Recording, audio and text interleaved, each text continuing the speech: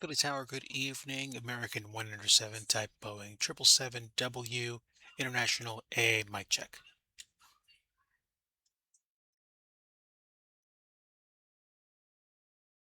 Wonderful. Good evening, my friend. American 107, Terminal A, requesting IFR to Orlando.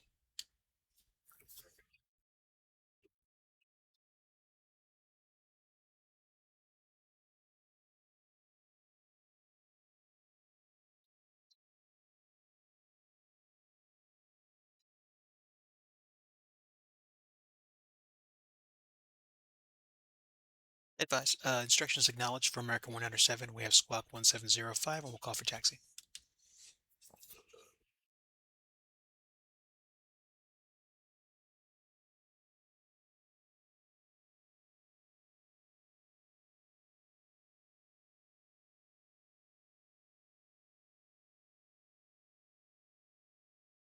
Hey, Nick, good to see you.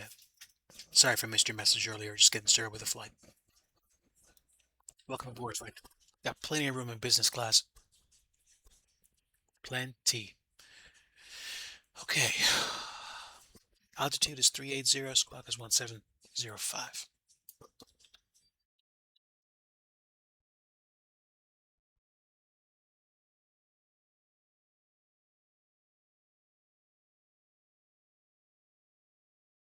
Okay. And how we looking?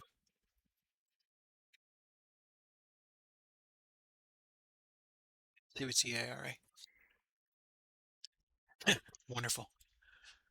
All right. Yeah, we're pretty early. I barely got myself cranking here. But I need to go ahead and open charts and get my flight plan checked. But the PDC gives me the Seinfeld 3 arrival. And we're going to be going to which runway? Let me confirm.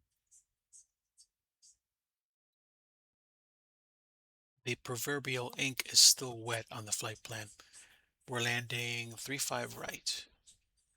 Let's take a look and see if we can't pick a different runway, but honestly, probably just gonna be best to leave well enough alone.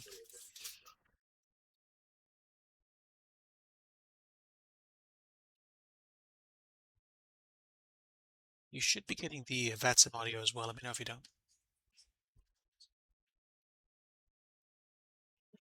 Sorry.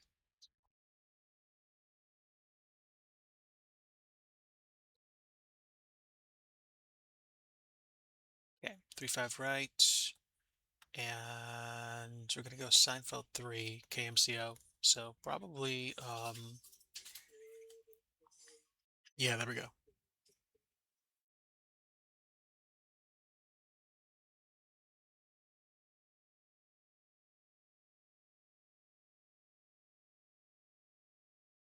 It's a little weird.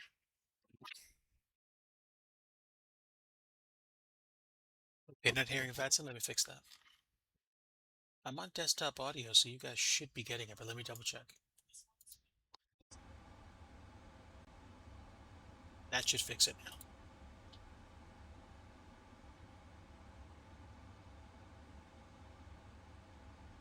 You should also be hearing the sim.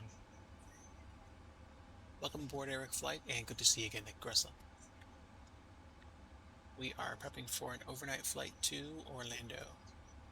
So I'm trying to pick my arrival. I'm probably going to say either Surrey or Cruise, but honestly, I think Cruise might be easier. One departure, it's most likely going to be the Philly 4. And let's go ahead and punch in the rest of the numbers. Okay, so for the ILS for 35 right, we're going to take 111.15 at 005.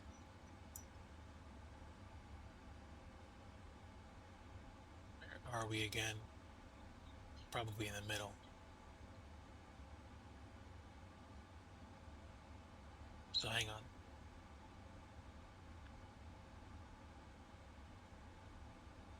Hear the sim, but not ATC. ATC hasn't talked yet, and I did just switch over to desktop. So because I'm not isolating flight sim, you guys should probably pick it up because I know I'm getting it in my headphones. We'll figure it out. Lyle, it's good to see you, my friend. We are setting up for a night evening flight, flying at night. So let's see what we can do. Ground connections are set. Let's get the FMC going. And Eagle 2445, thanks for the follow, my friend. Look, give me just a bit.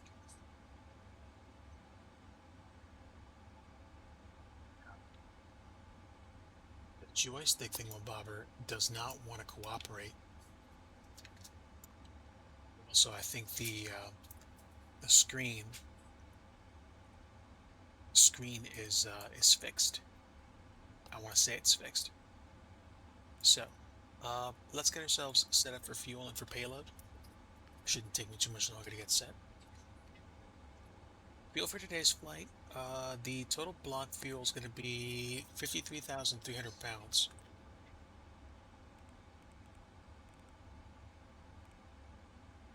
And what did we say for payload? Payload's going to be 88,800 pounds. Passengers were taken 386.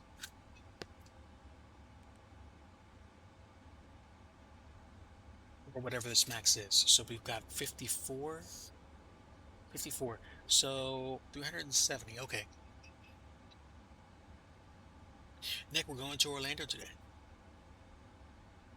Okay, so we're maxed out on passengers. Let's see what the cargo load's going to be. We are taking 21,200 pounds of cargo. So in the aft and the bulk. So 21,200. Heavy, welcome to Philly, exit enable and stay parking. There we go. We'll exit on Kilo, FedEx 2442. I should be able to get PMDG to give me my my ground numbers. So ground ops, we have chocks in and we have ground power in. Let me get the EFB to give me my 48 Heavy, you can taxi to Cargo City via Kilo 6 Juliet. Kilo 6 Juliet, FedEx 42.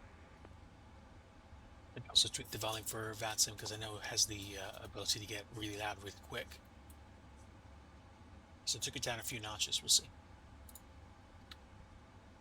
Okay, so we got data from SimBrief, which means we should be able to get the performance numbers in.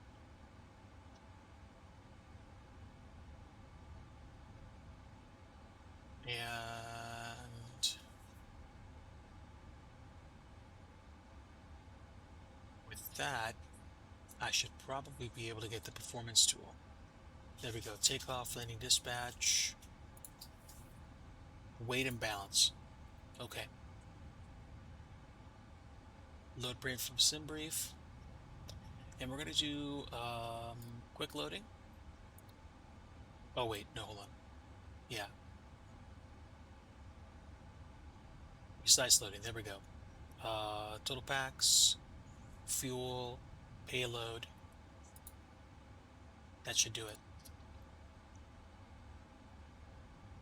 Hey, good evening. What a privilege. I get to talk to you on the radio and you're following along. That's neat. That's fantastic. Thanks so much for tuning in. I'll try to make myself look a little more professional than I usually do. But I think we're set for fuel. And I believe our payload is now auto set since we just filled it in. But let's double check the numbers. Fuel 53.3, payload 88.8. So what is takeoff weight? Takeoff weight is 510. My actual takeoff weight right now is 516 and a half. So about 6. You heading on 15? Okay. Yeah, that's fine. I'll try to get ready quickly. I'm not going to stress getting ready with GSX and all that stuff immediately. So whatever. I'm just going to go ahead and set the plane up and get going. So there we go. Return, fuel, payload. Let's go back to menu and get the flight plan in place. Okay. Pause it. We're going to go ahead and pick Philly. Never worrying about the gate because the gate's usually kind of off, but I'm going to try gate 17 and see if I get it. Yeah, not in database. So Maybe it's A17. We'll find out. A17. Oh, A17. That actually works this time. So we'll take this position. We're set.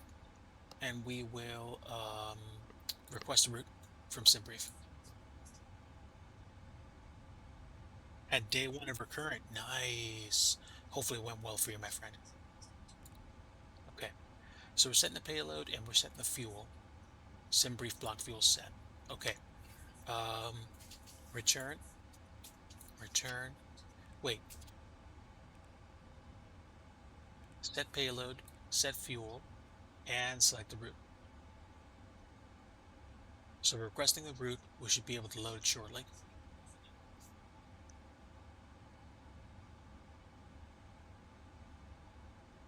Request sent.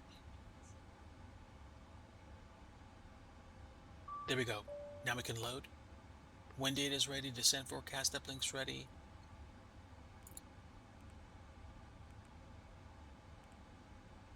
And let's go ahead and load.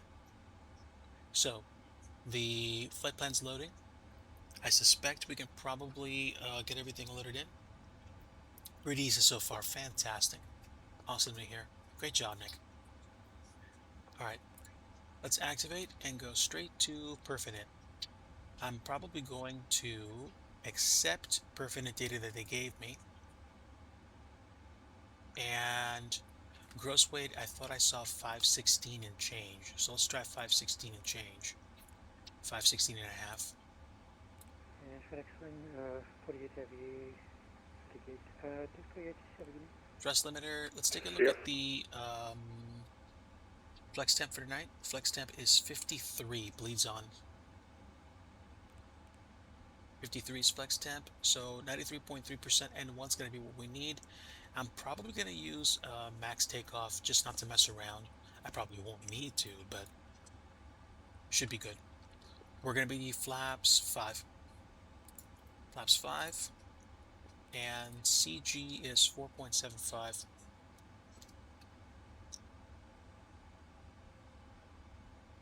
Okay.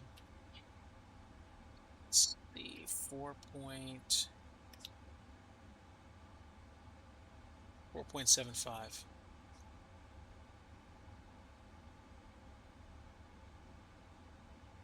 Okay, pretty close. Pretty close. 4.75 set. And what are we missing? Am I missing anything for trim? Why do I feel like I'm missing something? Well, I have the numbers, so I don't have to worry about that. 151, 152, 162. 152, 162. And not going to worry about takeoff gross weight because that is it. And probably takeoff gross weight is going to be like about 500 to 1,000 pounds lighter. No, 500 pounds lighter, if that. And that's it. So, index, we have performance. Let's just make sure the route's fine. Runway we'll be taking today is going to be 27 right out of Philadelphia. That's a little weird. I usually don't do that, but is what it is, I guess. Departing on 27 right.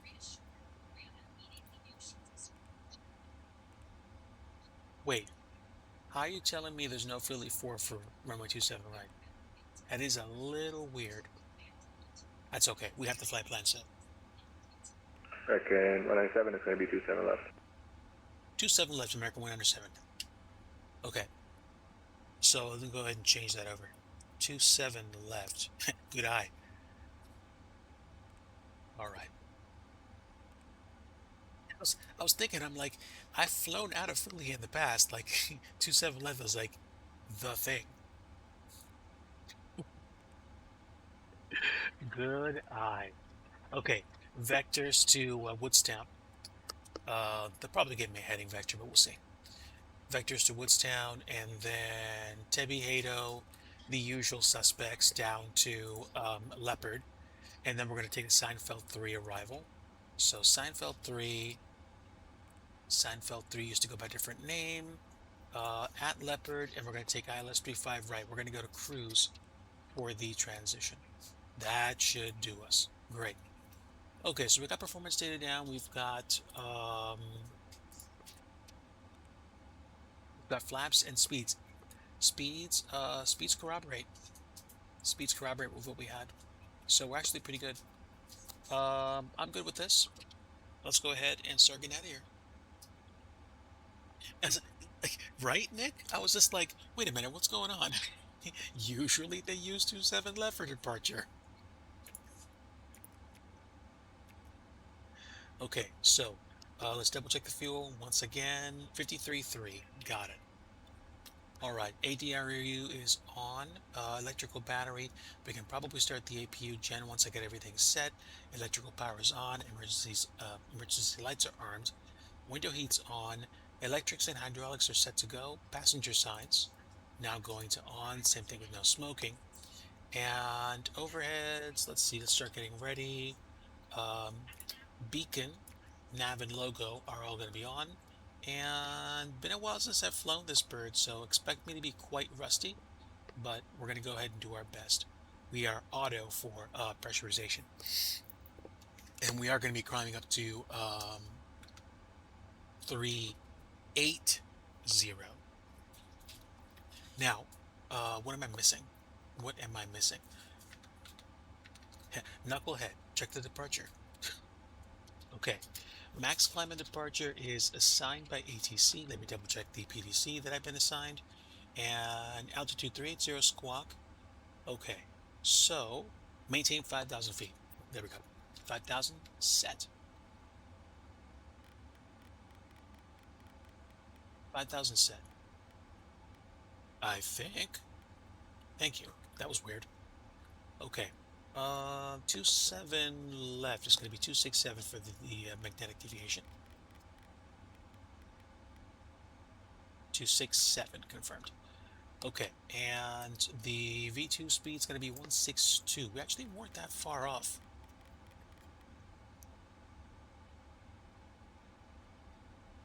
British energy depart on the inner and land on the outer. So Philly's a bit of an oddball. Got it. That's a little crazy, but that's kind of fun too. Okay, and it's Microsoft Flight Sim, so I'm gonna hit the B button and be lazy like that. Also, mins for Orlando are going to be 290.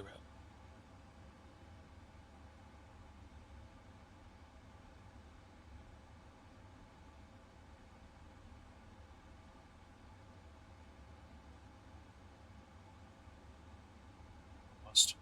Almost. Go back up, please.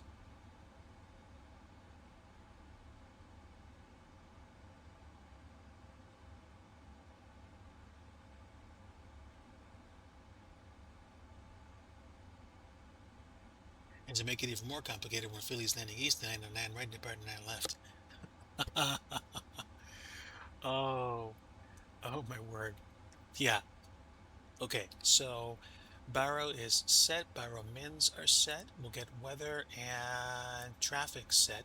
And now auto throttle is armed and we can turn flight directors on, which means now I can hit the LNAV and the VNAV buttons. We're set and we can get ready to push back. So real quick check, we should be good to go at this point. Nobody's behind us. And let me go ahead and check my ground operations screen. So do we have the parking brake set? We do not have the parking brake set. Let me go ahead and pump the brakes real fast and set it myself. Parking brake is currently set, which now means we can remove chocks. But before we remove chocks, we need to make absolutely sure the APU is turned on. Otherwise, all this is going to shut off. So before I get rid of the ground equipment, let's go upstairs and make sure we are good to go. The beacon lights are already on and the fuel pumps are already on. So flipping the APU on is as simple as that. Let's go ahead and make sure that the APU is starting up. Where do I go to check that? Like I said, been a while. But APU is running. And if the APU is running, that means we can disconnect the GPU. So let's go ahead and do that. The APU is running. We can release the ground power, we can remove the chocks, and we can dismiss the jetway.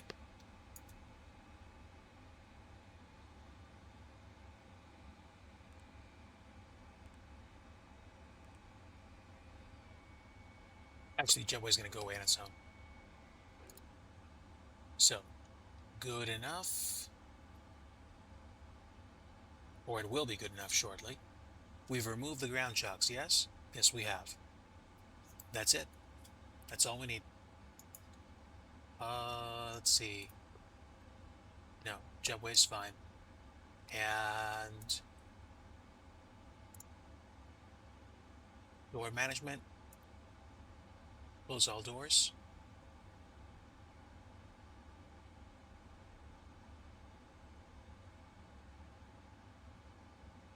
Close all.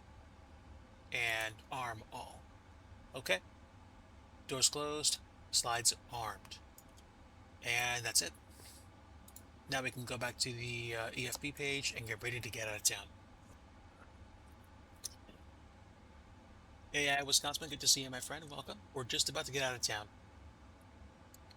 Okay, so really quick glance at the map. We're leaving 27 left, which means pushing back tail facing southwest is probably going to be a good idea.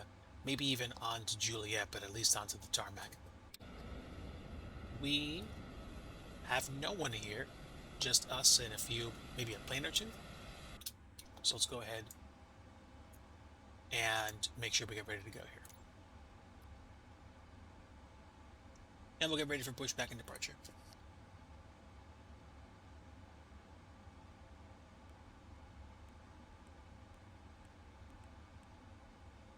Philly Tower, American 107, ready to push back.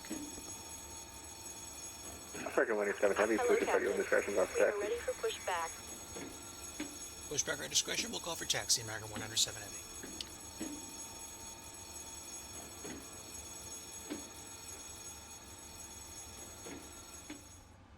Philly's a nice airport to take off out of. Especially for southbound trips. Departure checks completed. Bypass pin inserted.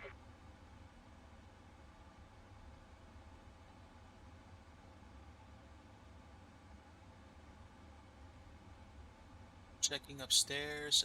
I do think we're ready to push back and go.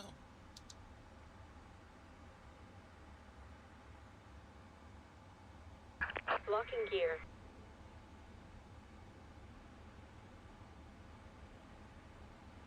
Pretty simple takeoff too. Oh yeah.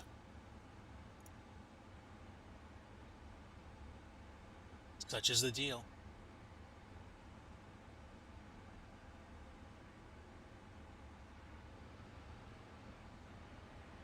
All right, Eagle. I'm getting out of town.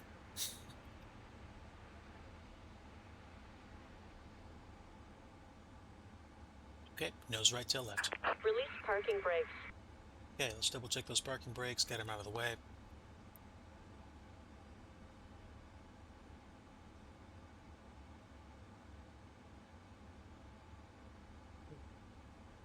Commencing push.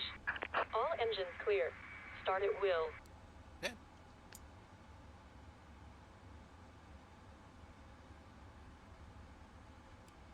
Let's get engine number 2 started.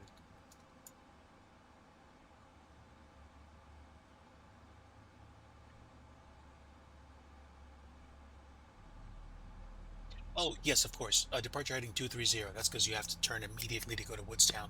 Otherwise, it's going to be a crazy vector. Thanks for the reminder. Auto brake RTO, let's go ahead and start up engine number 2. And because this bird is, I think, a 2-engine start, I can start engine number 1 immediately.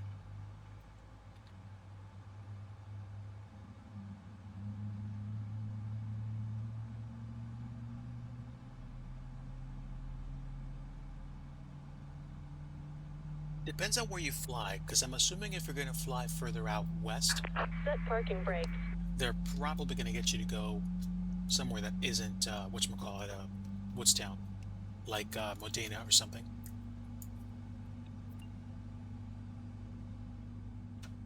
Waiting your confirmation for a good engine start.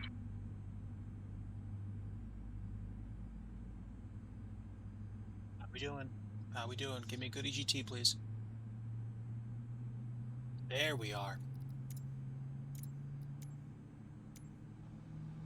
Cockpit to ground. We have a good engine start. You can disconnect. Unlocking gear.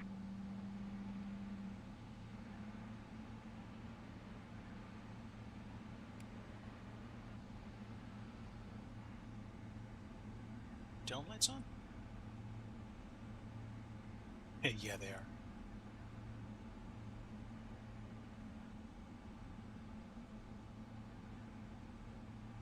All right, let's do flaps 5.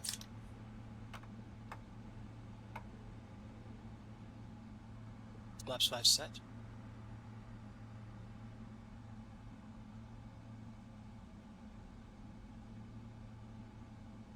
Tow truck disconnected. Bypass pin removed. Left is clear. Right is clear. Wing lights on for safety. Nose light on just to be a bit of a pain. No, I'm sure they got a deflector. But that's definitely going to help me see. Is an evening departure.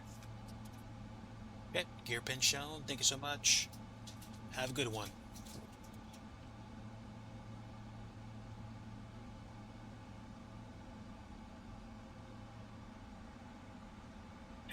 I wonder if he'll stream.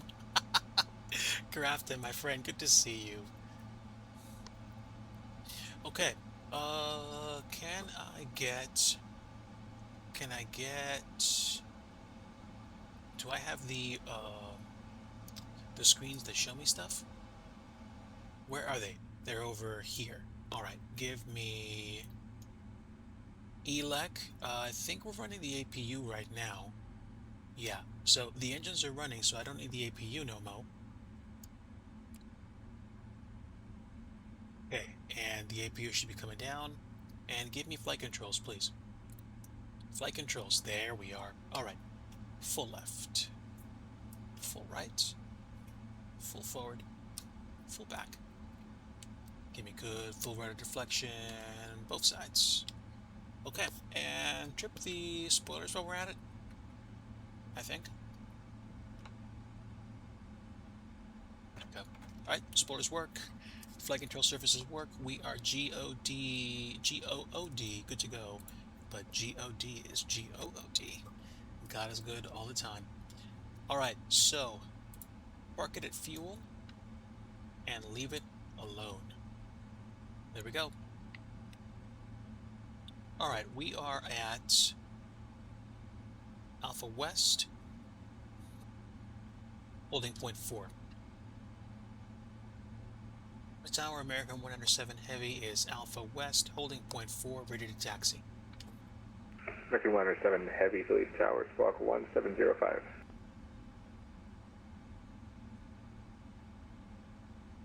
That's weird. I set that up and it reset. Thanks for the reminder.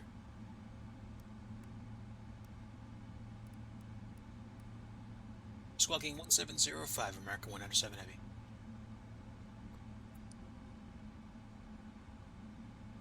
American 197 Heavy, much better. Runway 27 left, taxi via Juliet, November, Sierra, Sierra 1, cross runway 27 right at November. 27 left via Juliet, November, Sierra, Sierra 1, crossing 27 right at November, American 107 Heavy.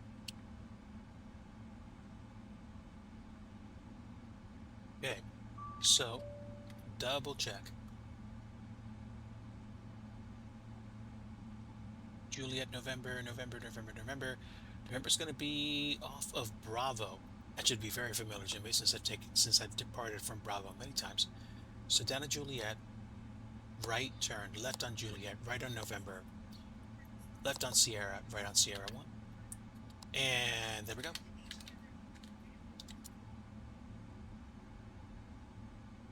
Ladies and gentlemen of the jury, we are leaving Philly. Hope we had a good cheesesteak because we are out of here. Parking brake release. Excuse me.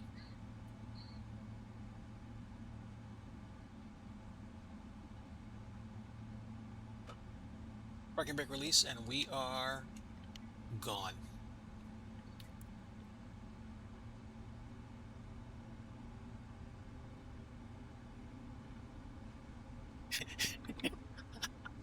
Grafton's like, what? This is an event. Ah, oh, my word. That's funny. Grafton, I really hope you're doing well today. Grafton, can I be real with you? It's been rough. I'm not gonna lie. But at the same time, it's gonna be very, very, very, very, very interesting because something is happening. I'm going to be getting an interview on Friday, my Friday, your Saturday, for a position. And to be as transparent as humanly possible, that scares the daylights out of me. I've never been this scared about going on an interview in my life before. And I went through a basically 4-month interview process earlier this year, and I was way less scared about it than this one.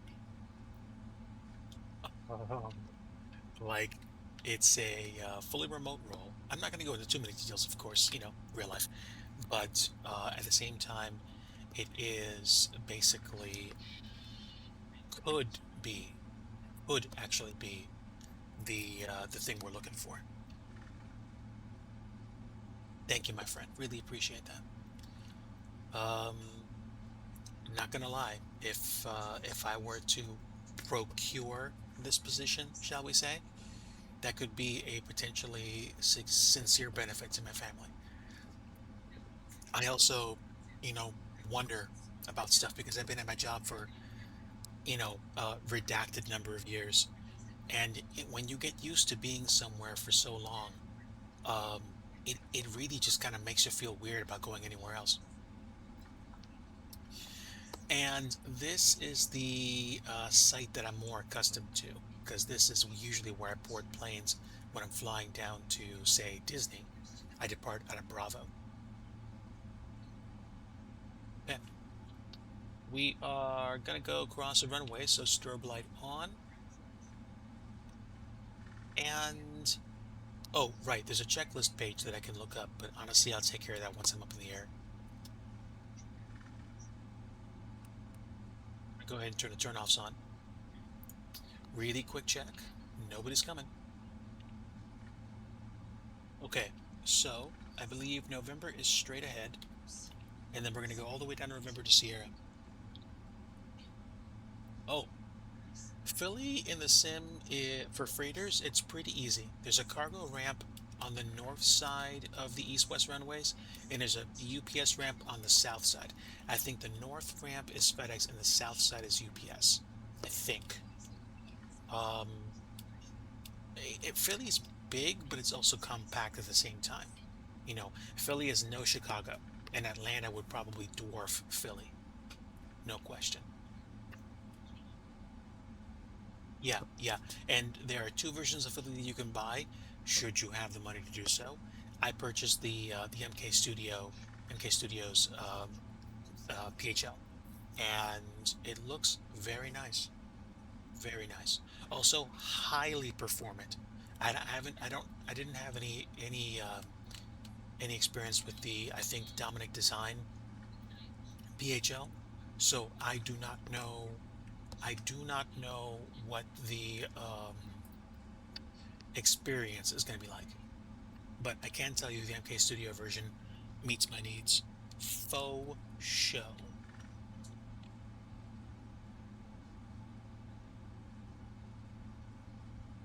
Okay, now clock is on and the chrono is over there.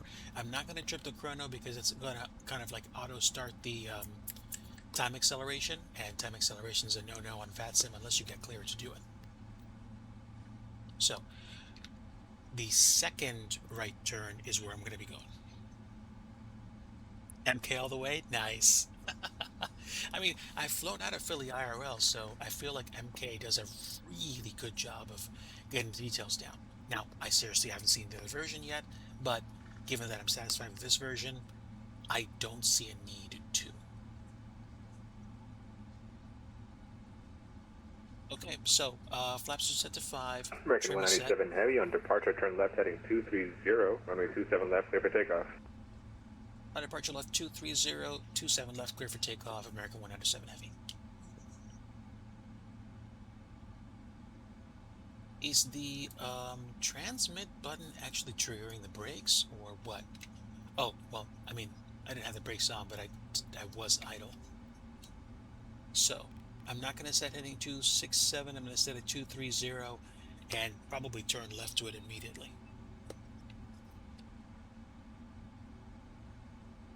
Okay. Give me landing lights, taxi light off, turn offs off.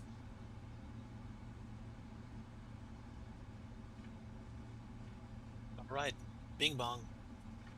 Here we go.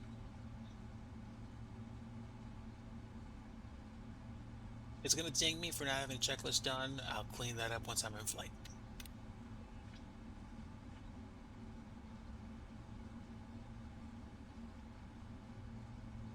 Okay. And exactly, there we go. Command A. The checklist incomplete. We'll get that on the climb. All right, let's go ahead and get stable and get out of here. I don't know why I don't fly at night more. This is beautiful. Engine stable, and let's go. Oh my word, those GEs, baby.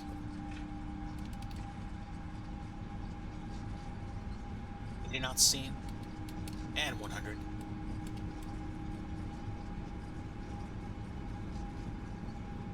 V1. Rotating.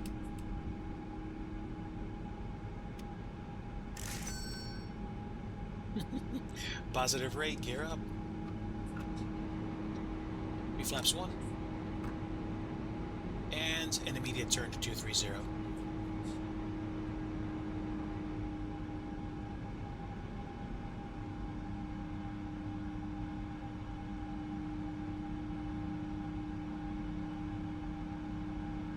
American 197 Heavy, departure offline. Frequency danger cruise, have a good one. Over to Unicom. Thanks for the great ATC. Take care of yourself. Enjoy cheesesteak on me, American 197 Heavy. Thank you very much. Good night. See ya. Yep.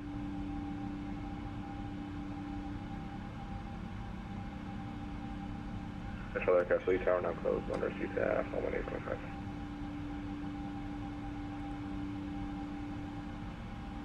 Let's go direct Woodstown.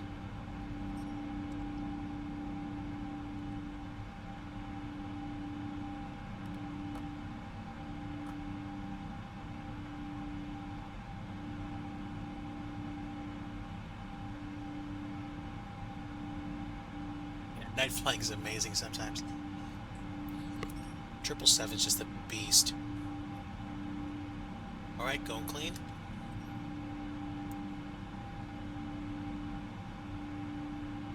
And we're headed over to Woodstown, Oscar Delta. Nose light can come off.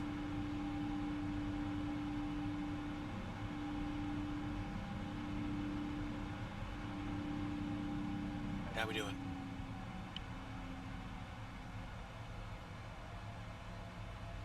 We're 5,000. I'm going to go ahead and finish my climb.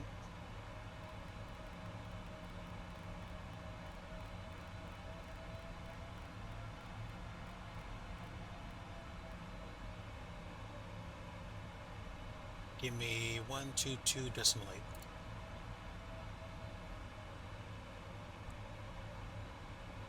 November 12 automated weather observation. 0300 Zulu. Wind 226 at 4. Visibility 1. Sky condition clear. Temperature 22C dew point. 16C altimeter tree 017.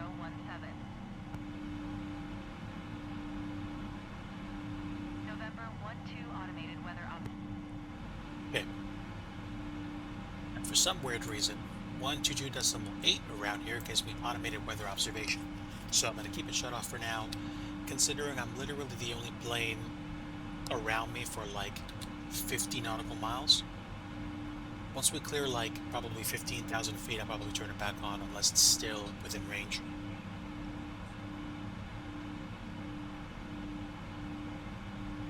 Eagle, thank you so much for the ATC. Thanks for making it a great departure out of Philly.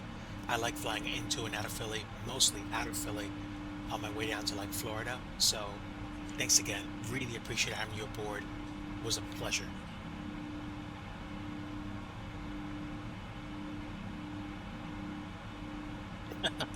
Grafton. That's gotta be a little bit freaky. Or you could be like me and try to launch a business jet off of a 2,400-foot runway at Block Island. Same idea, different execution. 10,000. Okay, that's it. Still back there? November 1-2 Yeah. automated weather observation. Alright, so we're still getting that. That's okay. Let's go ahead and clean out the checklist like we said we were gonna do.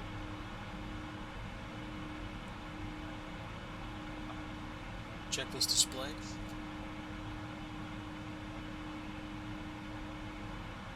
Checklist override. No. MCP. CDU pre-flight. Trim. Forward taxi, anti-ice, recall, auto brake. Auto brake was RTO.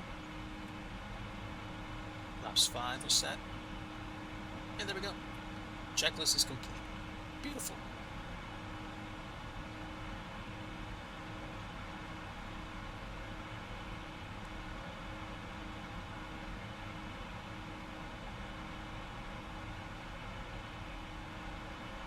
About 10,000 feet, so I'm going to go ahead and take the electronics on, or portable electronic devices cannot be used, and we'll let the flight attendants handle the seatbelt signs. Okay, now, if I had more time, I would have taken more time getting boarded at Philly, but when the ATC told me they were going to be offline in 15 minutes, I'm like, okay, I need to speed run this. –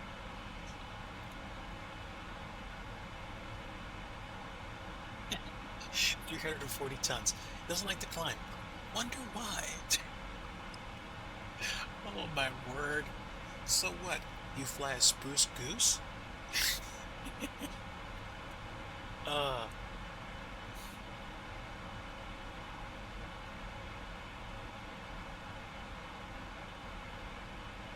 Okay. Yeah, we're climbing like we own the joint.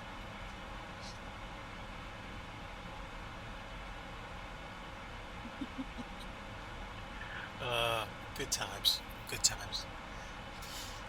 Guys, thanks so much for coming alongside tonight. A privilege having you guys here. It's a great way to chill out. Now, unfortunately, I'm seriously going to be flirting with a late bedtime, but we're going to see how quickly we can get into MCO tonight. Meanwhile, let me go ahead and clean up a little bit. Just make sure. Lights are off. Turn-offs, taxis off. Generally when I cross like 10,000, I turn my wing lights off. I don't know what airline SOP is, whatever. I just turn them off because I don't like seeing lights, illuminating the wings. Let's look upstairs. We have battery, generators are running, window heat's on, anti-ice is auto, and we have fuel pumps going, recirc, cabin temp set, pressurization is auto. Yeah, I think we're good. So welcome aboard American Airlines Flight 197 with service to Orlando tonight. It's going to be a chill evening as we climb. We're now standard pressure, and I suspect we'll probably be at cruising altitude in another 15 minutes or so.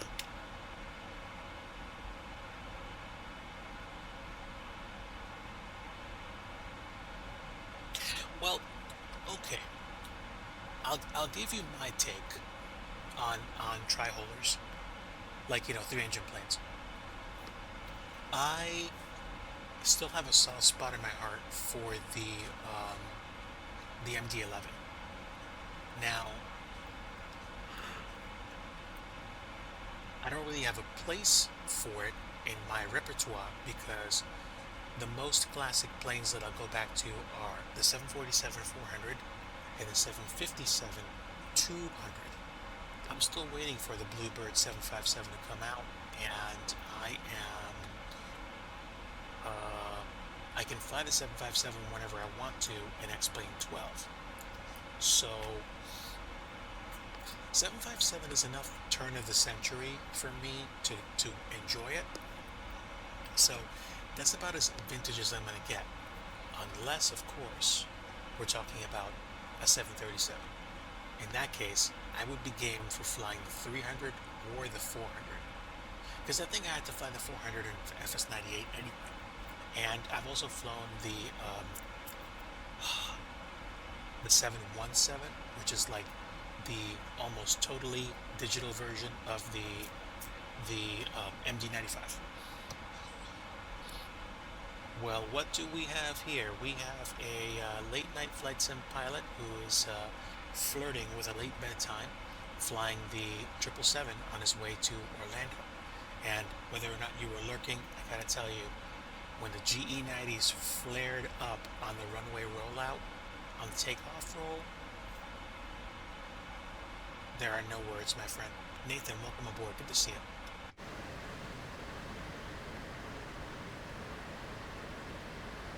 Look at this bird. We have literally left Philly in our wake, and we are off to Orlando.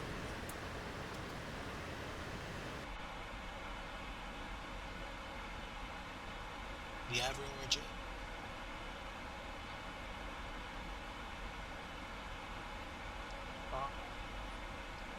The oldest plane I attempted to fly was the DC-88 when they had that in X-Plane 11, I think.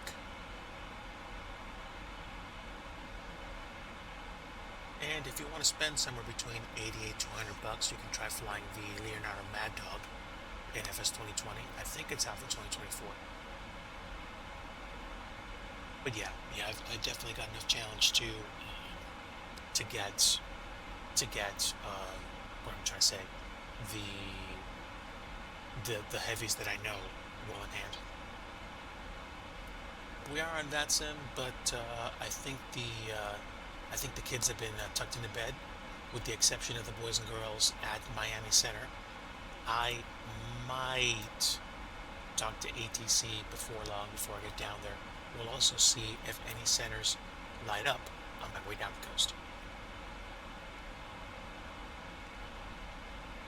Top of Climb is going to be just after Tripod, which is dope.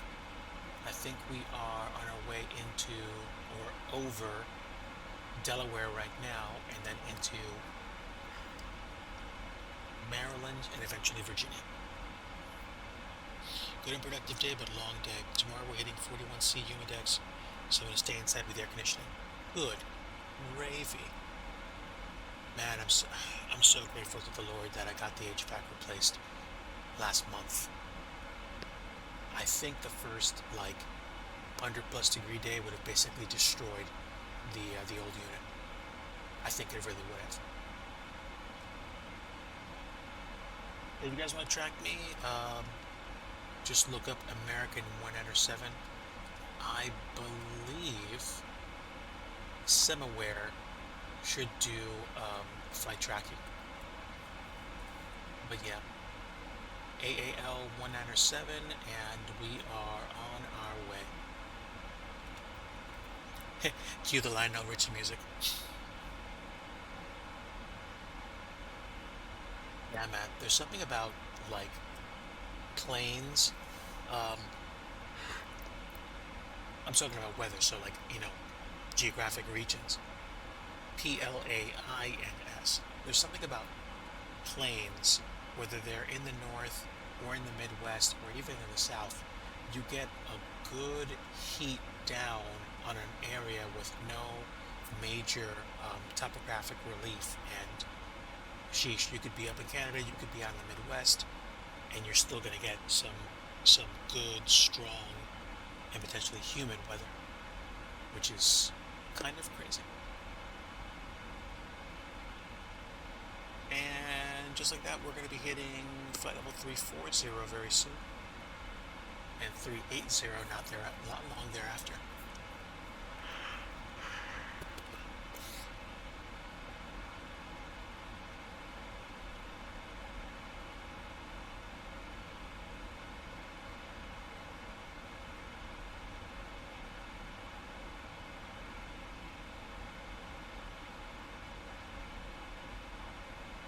Here we go. We are turning through tripod. So we're going to be going to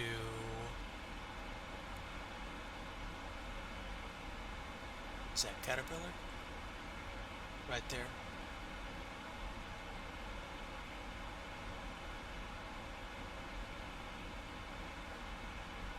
Going 350. We're still climbing at about 1,500 feet per minute. Literally insane for an aircraft like this.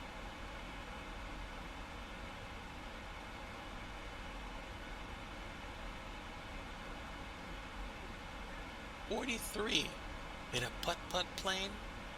Yeah. I'm also going to agree with your line of reasoning. Hard pass. No AC, no can do.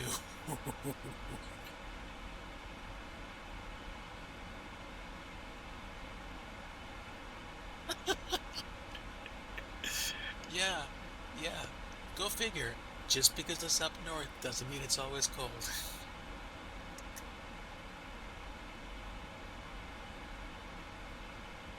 Okay, Green Banana says we're going to be hitting top of climb very soon. Now, the question becomes, I am on VATSIM, but there's literally no one around. It's like the old Tiffany song.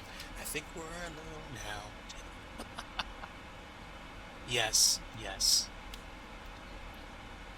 I mean, I don't talk about my age and stuff, but I mean, anybody worth their salt will probably be able to peg what generation I come from. And remember, that's 43 outside. So think of what the inside of a car sitting in the sun is like, then add another 5, and that's what a 172 on the ground is like. Yeah, sounds about right, Nathan. Oh my word. So we're close, we're less than 500 right now from top of climb. A little crazy. Yeah, literally about 15 minutes, maybe 20 from my call out.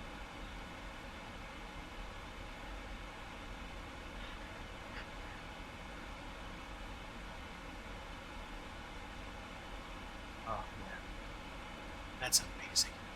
This bird's a beast.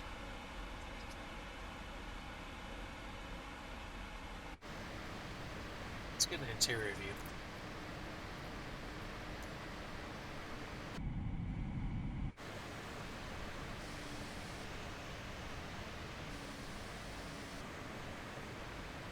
Hold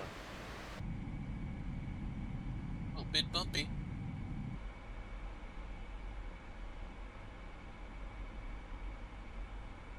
I mean, I call the plane a bird, but you don't have to flap your wings, buddy.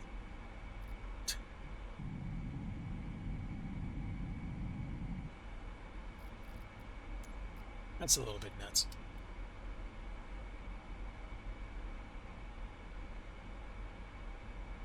Canuck turns. Canuck turns 72 today. That's right, he does.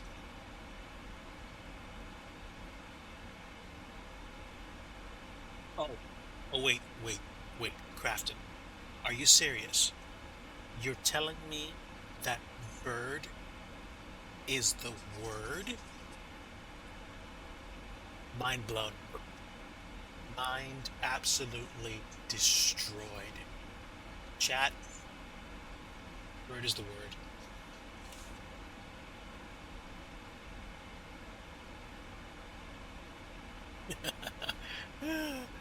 Oh man. Can you imagine though the birthday greetings for Mr. Canuck? I'm gonna have to give my boy a greeting. That's dope. He's having this song.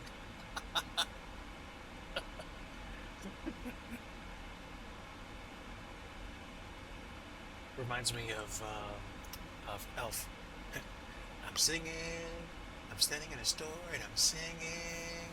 I'm in the store and I'm singing. Hey, there's no singing in the North Pole. Yes, there is.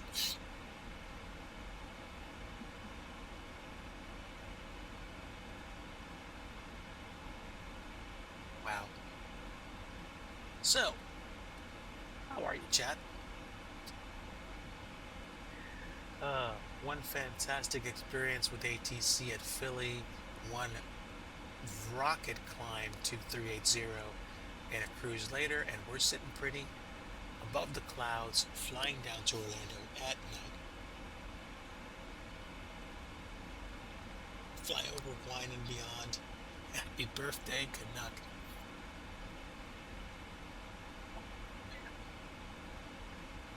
I had just enough vino to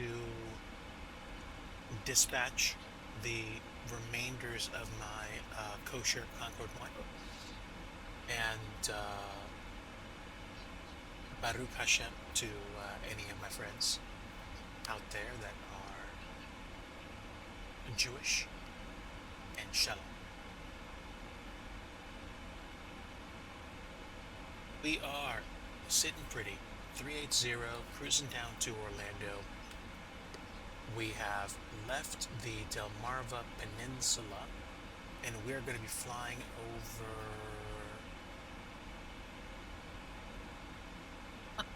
We're not going to be that far away from Whiskey 904, my personal airport. I would theoretically be able to look out the side as we fly over. Let's see. Where is it? Over this way somewhere?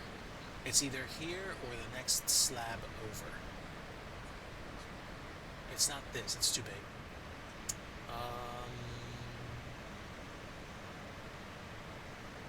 Let me think. No, actually it's further down. It's over somewhere around here.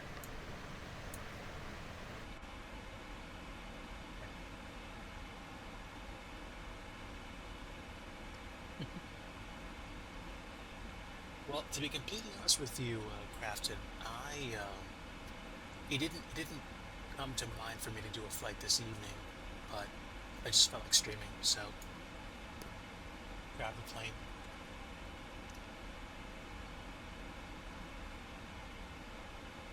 Unfortunately, Mrs. Digi isn't doing the best. She's about a month post-op.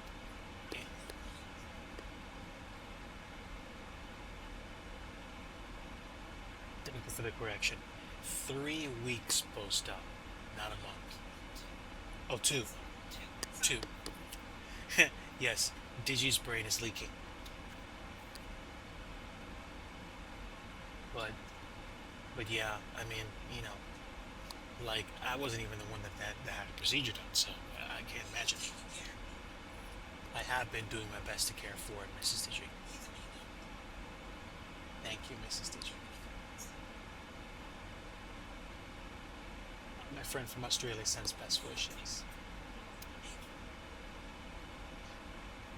Yeah, it's been rough. But oh no, but it's been rough, period. Let's acknowledge it. Let's have a good mope.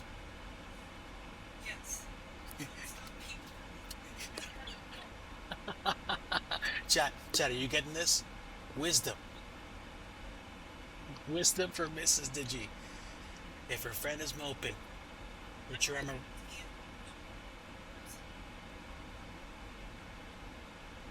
Here. Crafton is appreciating the commentary.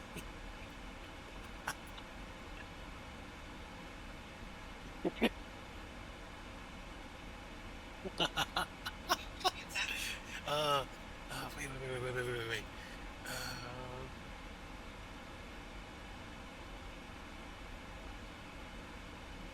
oh, yeah.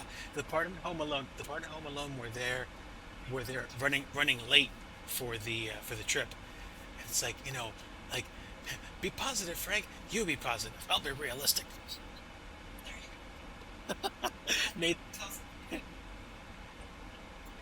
Nathan, Nathan is getting a front row seat.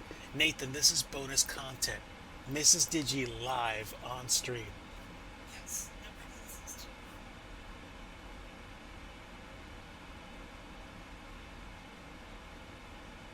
We, like we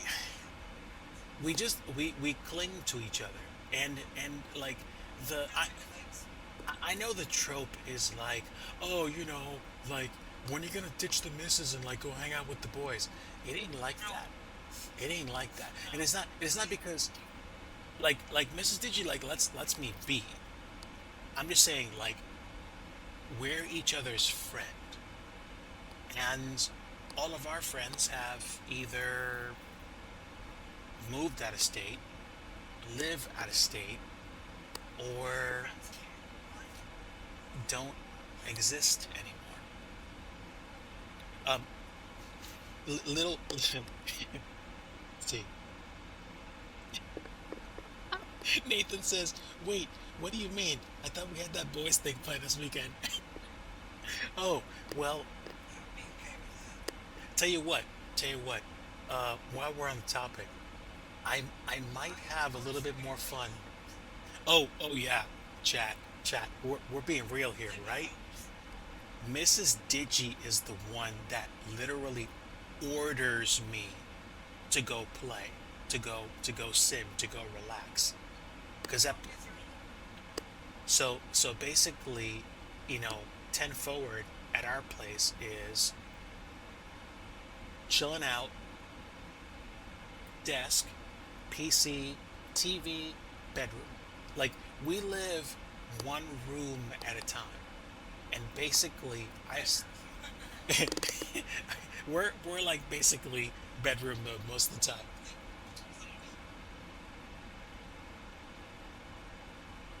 We live in our bedroom. Well, like basically we effectively micro home our lives on a regular basis. Except we want a bigger house. Yes, that's right. Here's the deal.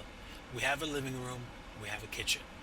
We have a second bedroom, which is my office where I work remotely.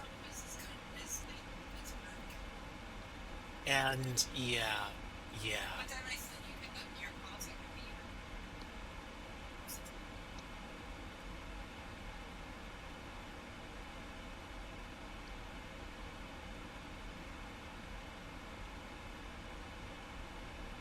So the deal is, so I mean, potentially the deal is get a home that's like, I don't know, 17, 18, 1900 square feet. And then, let's just say, for example, Mrs. Digi and I decide, our pets are our kids, and we live that way. Then one room's going to be an office, one room's going to be like the craft room, and another room's going to be the bedroom, and then we're going to have a cat room, and we're gonna, that's right, we're gonna get like a whatchamacallit, compound, um, buy land, buy the not prefab, but basically have a blueprint that lets you set up like a home for like my parents, a home for her parents, and then basically us be within like walking distance of each other, because I love my parents, and I just I know I'm hard on myself, but sometimes I don't feel like I'm hard on myself enough. Like, I strive so hard to take care of Mrs. Digi and our bills, and I feel so bad that in the place where we are. I'm going to be like blood transfusion honest. I we went into this weekend, and one of the thoughts in the back of my mind was I might have to sell my computer. Now, fortunately, we figured out a way around the immediate problem. We did it. Uh, we figured a way around the issue temporarily, but I I need a new job. So that whole hopefully we'll have an issue. We'll have the ability to study well for the interview. So a little multi-generational homestead. You're absolutely right, Grafton. Grafton, you simply being in chat tonight is my help. Hey, hey, Coffee Cup. Good to see you. Greetings to you and to Wife Device. I hope that you both are very well. We're. See, this is basically Digi After Dark like never before. Y'all have never had the full access scoop to myself and to Mrs. Digi. And we're just like we're sharing with you guys about life and stuff.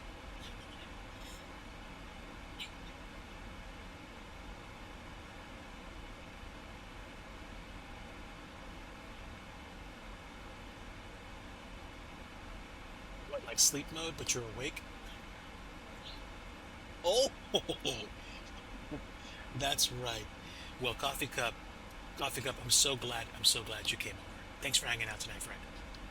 We are flying to Orlando, and we're flying the triple. And yes, my logo light's on at flight level 380. I don't care. Judge me. Y'all should know. American's my livery. What can I say? We are somewhere. Oh my word. We're somewhere between Earth and the Milky Way. Oh, there's a screenshot. Excuse me.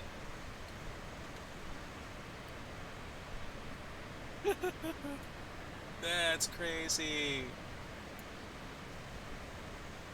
That's absolutely amazing. Yeah, seriously, Milky Way be like, um, oh yeah. We were talking about like our lives and whatnot. Literally, right now, I'm sitting at my desk in the bedroom with the PC running, the RGBs blaring, and both our cats are with us. My one cat is sitting right next to me. I have a little night table that I've put some blankets on and a pillow, so she cozies up sometimes. Tonight she's like right next to me, so she's like my sleepy. What would you call that? Line check captain? Sleeping on the job, flying in HDR, and but yeah, we're talking about like life, the loads of bills that I have to pay, and having a really hard time doing, and brilliant moments with Mrs. Digi. Mrs. Digi has what we call a medical good license, and it helps with her anxiety and her ability to, I think, handle pain in the moment. It kind of it regulates her, and she gets these brilliant moments where like she figures stuff out, or she has time to think because she's not so focused on her pain or her anxiety or just the immediate world around her. But we what can I say, we get through life together, one literal day or flight or moment at a time. Where are we? We are just outside of Norfolk and somewhat far away from Fayetteville. Jacksonville Center has tucked in and gone night night, so I'm not expecting to see or hear from anyone. I'm also virtually the only aircraft within a short distance of like Fayetteville.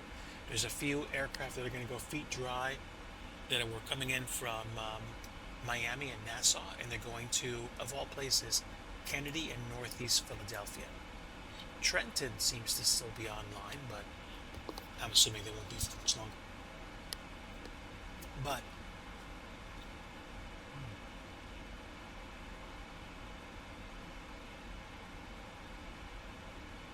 this is the last time I really chatted with you guys. I don't know. I'm what's the phrase I'm looking for? I am just thinking, and I should be able to switch over to Unicom at this point. I'm not going to have automated weather observation from Philly. I'm so far out from that range. November 12 automated weather I observation. guess not. 0400 Zulu. Wind. I don't know. I don't know. I might have to check my frequencies, or I might have to update my sim, but I thought my sim was updated. Whatever. Unicom is overrated. Now, let me check my map. Yeah, I don't think these two planes are going to be a problem at all. By the time they go feet dry, I might even be out of their line of flight.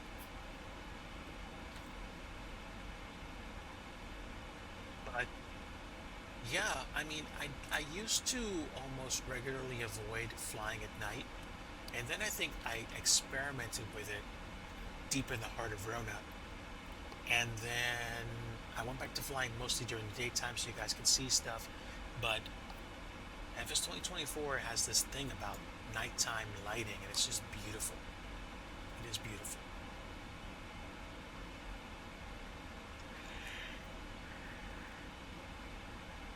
Looks like there are some cells off to my 9 o'clock in the vicinity of, I think, Wilmington.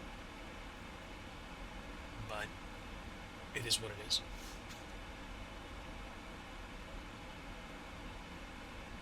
It might be set to default ATC. Actually, that's a good point. I'm probably gonna have to look into that when I'm offline. But yeah, I don't like tuning Unicom and having AWAS continue to blare and be like, automated weather observation. I'm not going there, bud. It's okay. So, interesting conversations. There was a point somewhere between, I want to say April and June, where I went full bore on scenery dev. It's sitting pretty slowly, but I haven't given up on that. Not like I did the year before.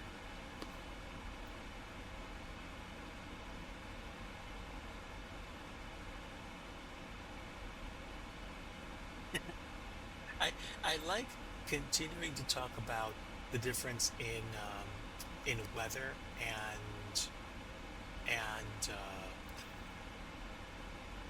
weather data, not weather data, but the way that weather performs on a pick up and play basis. The funny story was when Explain 12 came out. Hey, Ivan Yes player coming through with the raid. Welcome aboard, everybody. Good to see you. Joe, thanks so much for the raid, my friend. Love your soul, buddy. Hope you had a great time. Fun at Triple. I am fun at Triple in 2024. Look at this, baby. Milky Way. That. It's awesome. Just flew above a weather system in the Fayetteville, Wilmington vicinity. It's a bit, what can I say, messy out there. It's a triple night. Let's go. Oh, man. Joe, I'm not even going to lie. I kind of had do I really want to find a triple? I was like, I'm doing it. And then I logged in. I went on Vatson. I started getting set up at Philly. Talked to great ATC.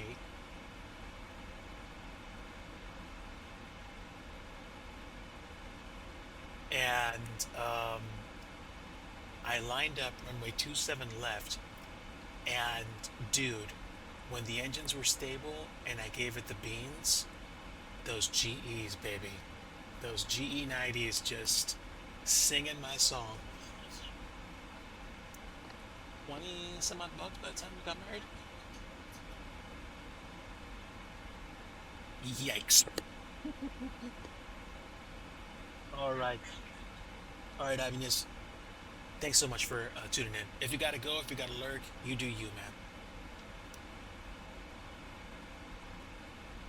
Ladies and gentlemen, welcome to the stream. My name is Digi Driver. We are enjoying a nighttime flight into Orlando. Right now, we are somewhere between Virginia and North Carolina. I think we're in the Carolinas now. And Wilmington, actually, no. Yeah, we're like maybe 100-ish nautical miles away from Wilmington, like just about due south.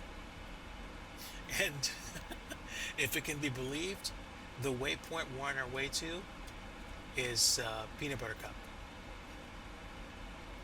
And we are flying down to Orlando. Yeah, yes, paying attention to the lecture is a very good idea, Crafton. Love your soul, my friend. God bless you. And Mrs. DG says bye. Oh, man. All right, so, friends, we are dealing with a little bit of weather below, but not that bad. I mean, maybe some thunder boomers in the area, but we've got roughly 36,800 pounds of fuel left and plenty of snacks. We ordered a snack box and it came today. I actually got to try different snacks, including basically frosted cookies, which are fantastic. And we have more snacks in the cabinet, including a bunch of Krispy Kreme donuts from this weekend. We Mrs. Digi said we were eating our feelings. Guilty as charged, chat. Oh my word. It's the deal. It's the deal. But if you guys aren't aware of Krispy Kreme, it's a Mid-Atlantic Philly area provider or purveyor of donut-esque treats. Um, Basically, iconic provider of sugary fried dough goodness. And they're I think basically their main ticket is basically the what you could call the old fashioned, which is basically sugar glazed, which is amazing. And there are, of course, other flavors available as well.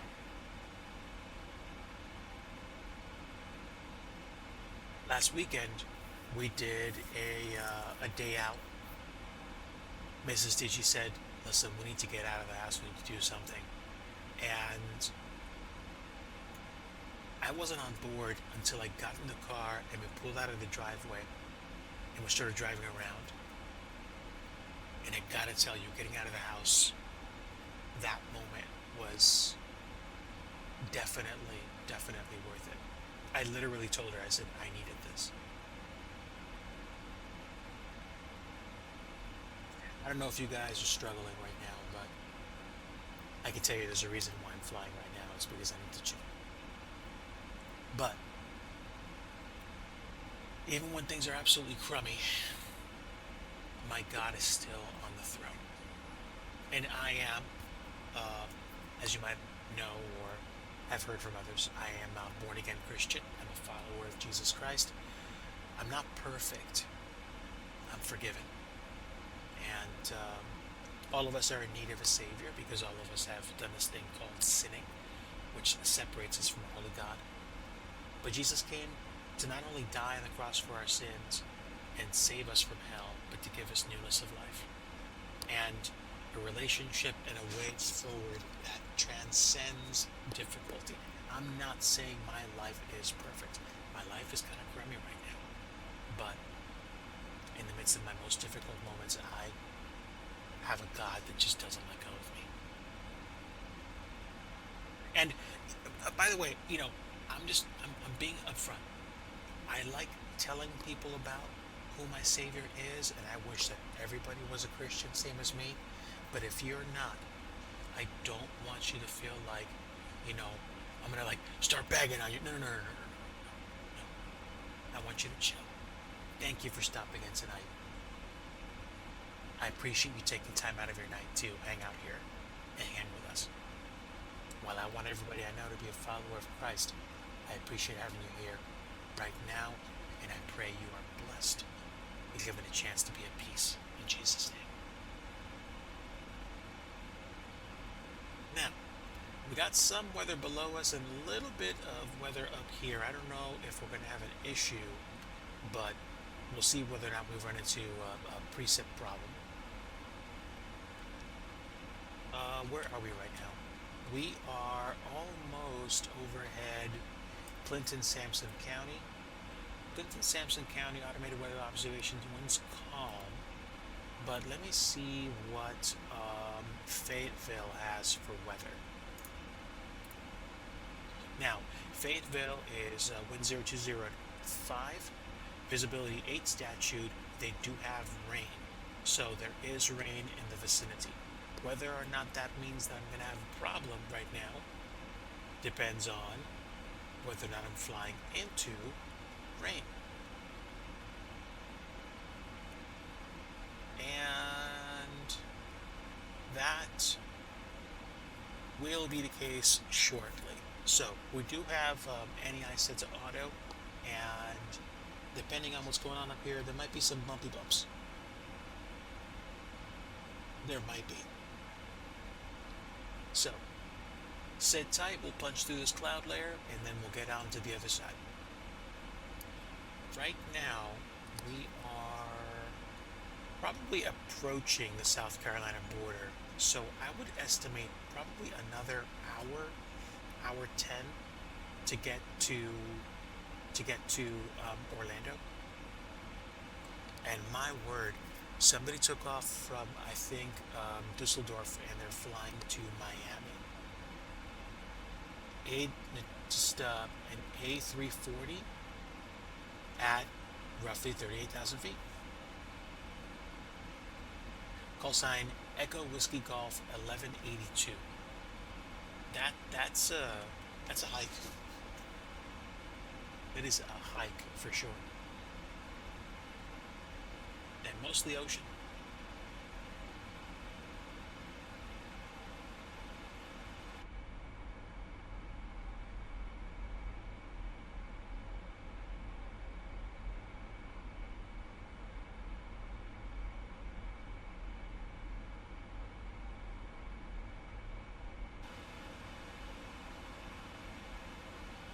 We do have some weather coming up. Let's see if we can shoot the gap.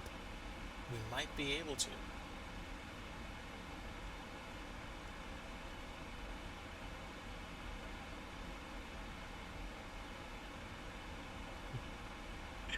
Let's see. Both the cats are asleep. Stay awake, Digi.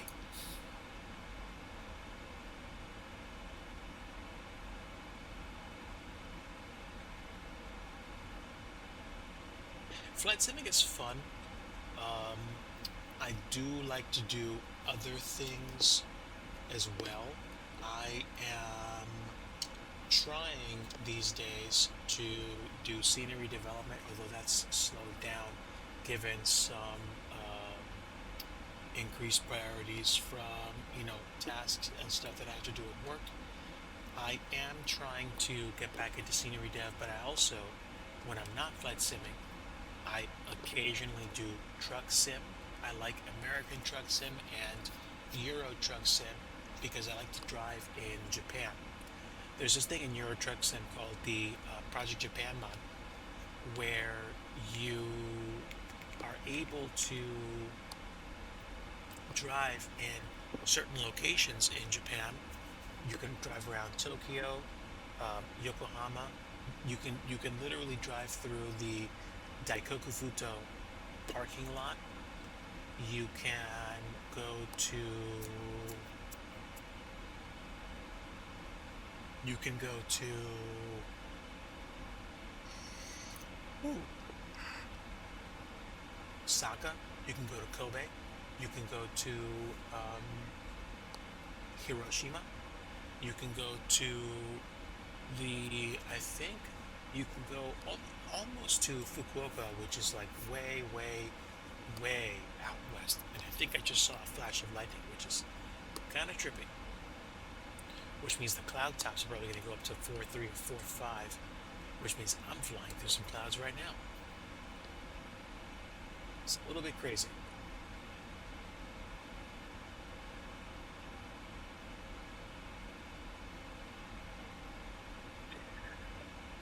My cats are sleeping in business class right now.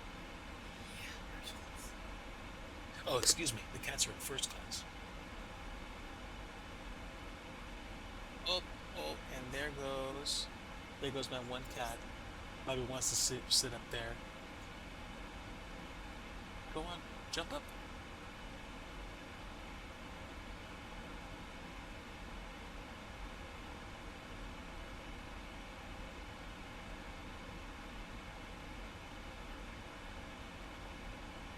Yeah, it goes by pretty quick sometimes.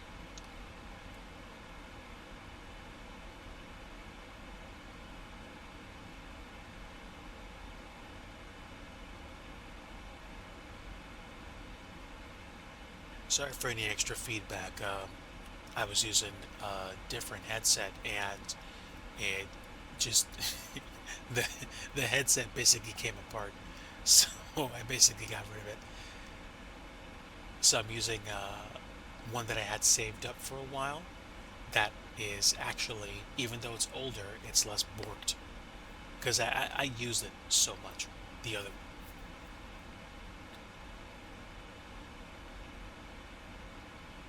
and it's like, yes, Digi, invest more in the equipment. I get it. I don't think I'd mind investing in a better setup, even a baseline audio setup for better audio performance. Of course, that will happen when I have money. Um, no, this is not a call for you to donate. You can if you want to. You don't have to. I'm just saying there's certain things I need to make sure get taken care of, and you guys already know. Do my best to care for Mrs. Digi, so I'm obviously going to be making sure that she has her needs met. Definitely.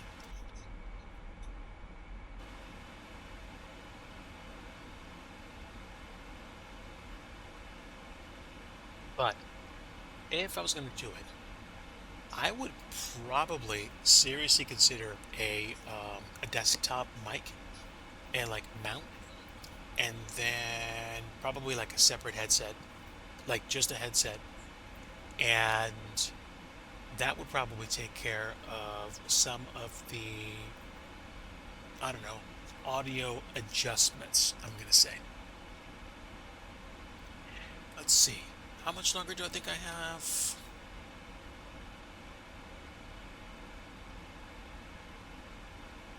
Yeah, we're crossing over into South Carolina, so we're not going to be much longer. I'd probably give it another, I'm going to say hour at this point, and we'll be in MCO. So I'm going to do this. I'm going to step away from the mic for a few moments, do a little bit of cleanup, stretch my legs a little bit, and then we'll come back and ride this plane all the way down to MCO. So stick around. Feel free to get yourself a drink if you want to. I shouldn't be more than like a minute or two. BRB.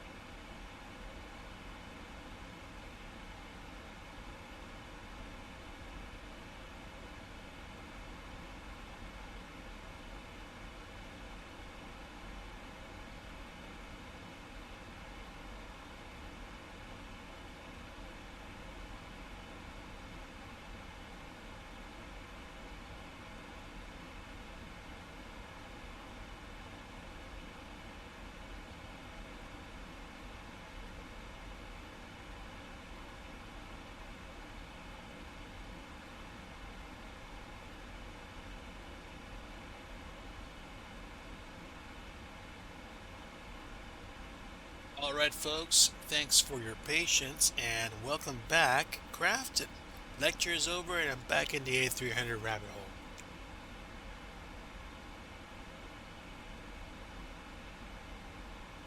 So, welcome back everybody.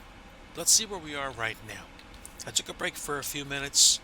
We, I believe, have firmly crossed over into South Carolina territory. Off to my 9 o'clock should be Myrtle Beach, I think. Somewhere in that place. And I thought I just saw a flash of lightning down there.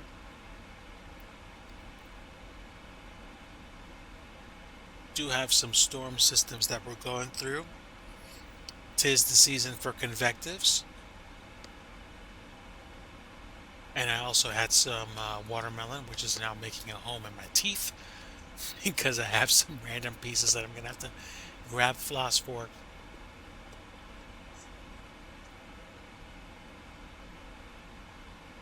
Take care of your smile, chat. Take care of your smile. Watermelon is so good. I mean, like, I'm North American, Mid-Atlantic, so we're definitely prime time watermelon right now. But man, dude, in not too much longer, we're going to be coming into like the burr months, September, October, and that's going to be prime time for apples. I'm going to try to see if I can go. Maybe Mrs. Digi and I can go apple picking this year. I don't know. Trying to make it special. Really trying to make it special. We're going to be celebrating 25 years married, and I sure hope and pray to the Lord with all of my heart that we can do something special. We'll see.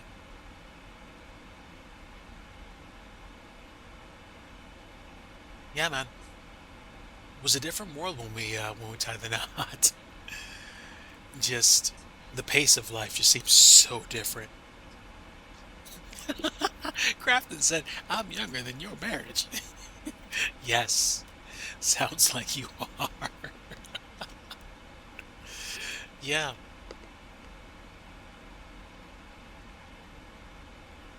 What can I tell you? Just there are people that come into your life that just come in with the capacity of just a dynamo and transform you. That's my wife. She wandered into a chat room. So did I. We never left. Well, okay. That's more metaphorical than anything, but still. 25 years after that, after we tied the knot, here we are. Just about. It's amazing. Now, before South Carolina turns into northern Florida, I'm going to start figuring out my approach into Orlando tonight. What's my current speed? We are 472 knots over the ground. We got a bit of a crosswind. And the final approach fix before the drop into the ILS beam is Hughes at 1,600 feet. So we're gonna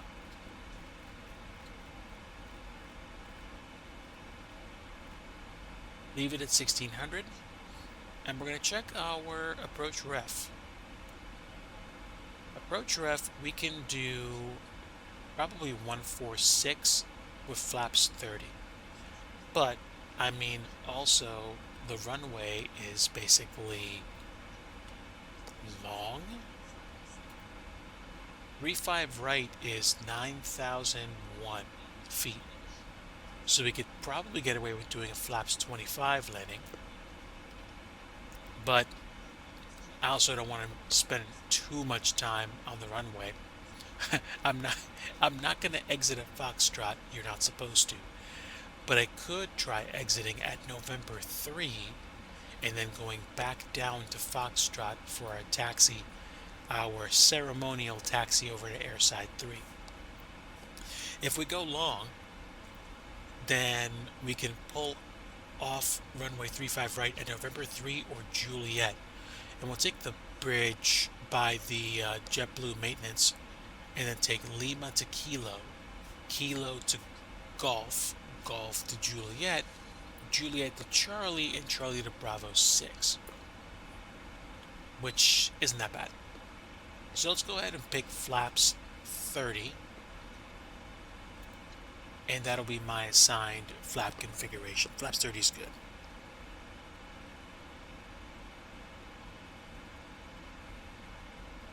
We did tie that out young. We were years old.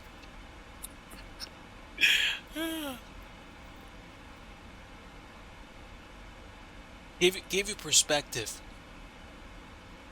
When you take a look at pictures of our marriage, our wedding day, you'd be like, that's a 13-year-old getting married. Clearly, it wasn't. But I mean, she looks young. Like she looked young. I looked way young. But yeah, man, it was just like it was a different time. I, you know, you weren't checking your phone every like 5 or 10 minutes for like a text. Um, you didn't have the internet in your pocket. You had to go somewhere to use it, whether it was at home or work or somewhere. Going online meant that you had to wait about 30 to 45 seconds for your computer to sound like a bird making all kinds of digital noise before you actually talked to the internet.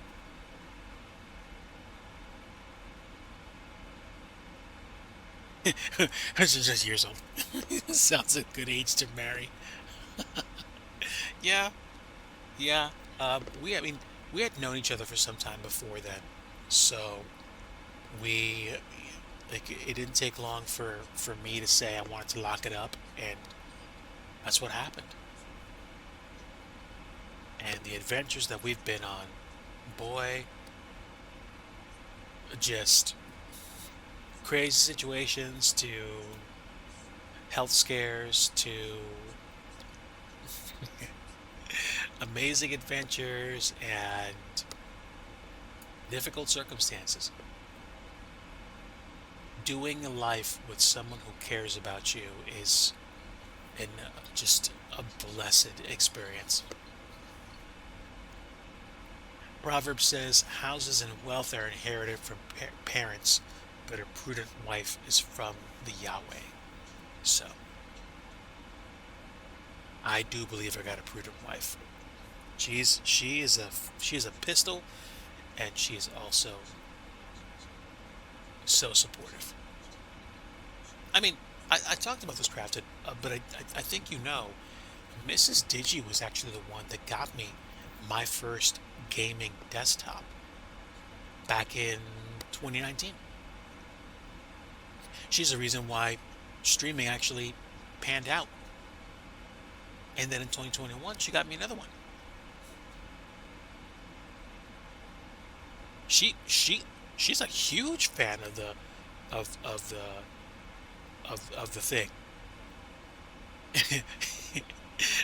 The funny thing was when we were when we were when I was just getting started with streaming, I wasn't on a desktop. I was on a tablet that had more power than the increasingly older desktop that I had.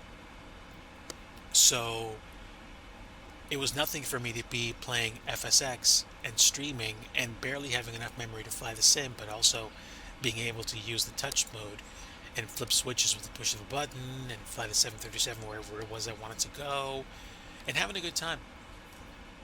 And because it was a tablet PC, when I used it, I like pretty much undervolted and overclocked the processor and ran a fan behind it to keep it cool so that it wouldn't actually slow down too much. But I mean, as I started to put more add-ons into Flight Sim, it bogged down. But it was a fun experience nonetheless. And honestly, dude, it was uh, it was the beginning of a great adventure.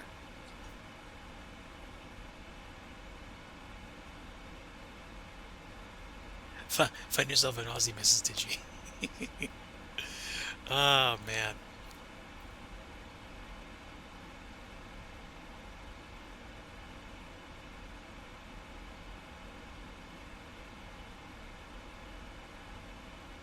I'm grateful. I'm grateful and I'm blessed. I'm also a knucklehead sometimes, but that's a story for a different night. Let me take a look at progress and see how much longer we have. So, top of drop is actually a little over 100 nautical miles, and we have been cruising at what appears to be Mach 827, which, okay, Mach 823, but more or less. We've actually been sipping fuel, which is great. Speaking of fuel, we have just over 30,000 pounds left. I'm assuming we're going to land with somewhere between 18 to 20K left.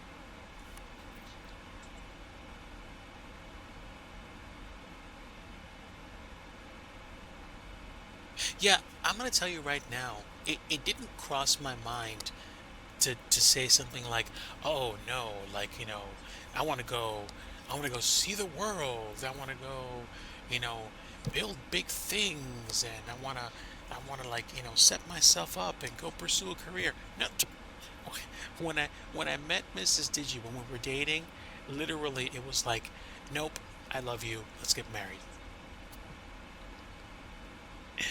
And um when it became a thing and I was just like, okay, I'm gonna go pick out a ring. So like we did the cute couple thing, like, we would like browse like the diamond stores and like look at rings and try them on, and um I didn't have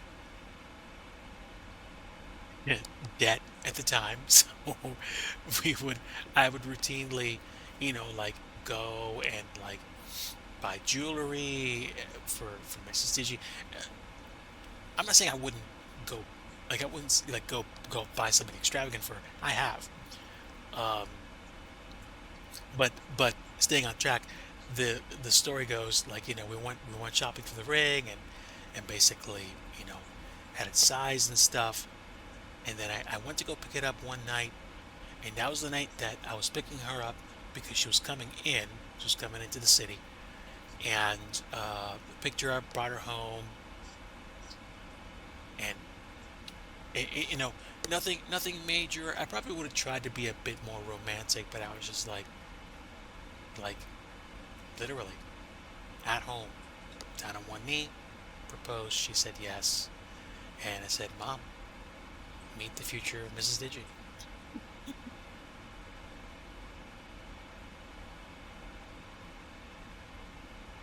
I think, Crouch, I think people are just, they're so scared, and there's so much stuff going around in terms of trying to understand whether or not you are with people that care about you. I can understand how some people are like, "Nope, hard pass," and some people are like, "Yeah, I want to find somebody that cares about me, but I don't know. I have no idea how I'm going to do that." And I got to be careful because I'm married, so you should instantly be sus of me in terms of trying to give anybody marital advice. But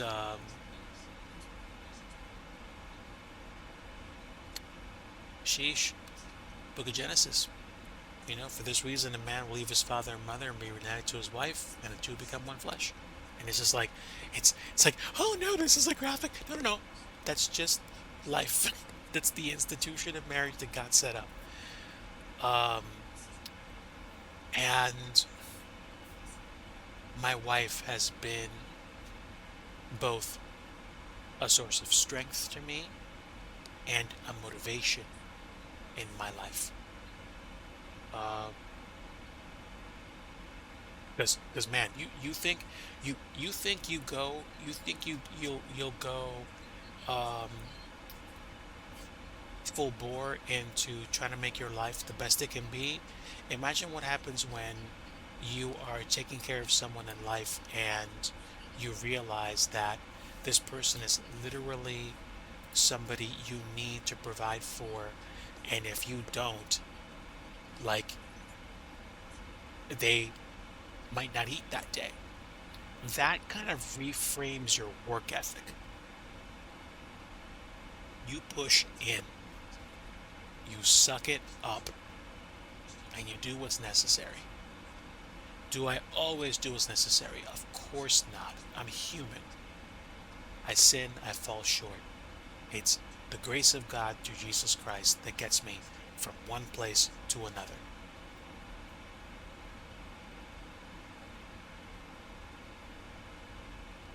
And it's the human condition. Like, if we don't swear, we drink. If we don't drink, we like take drugs and things to mentally check out. If we don't mentally check out, we lie. If we don't lie, we cheat on taxes. If we don't cheat on taxes, we drive fast in traffic. If we don't drive fast in traffic, we have huge attitude problems. We all fall short of a holy God, but his love for us through Christ is what allows us to live the lives we were meant to live through faith in Jesus.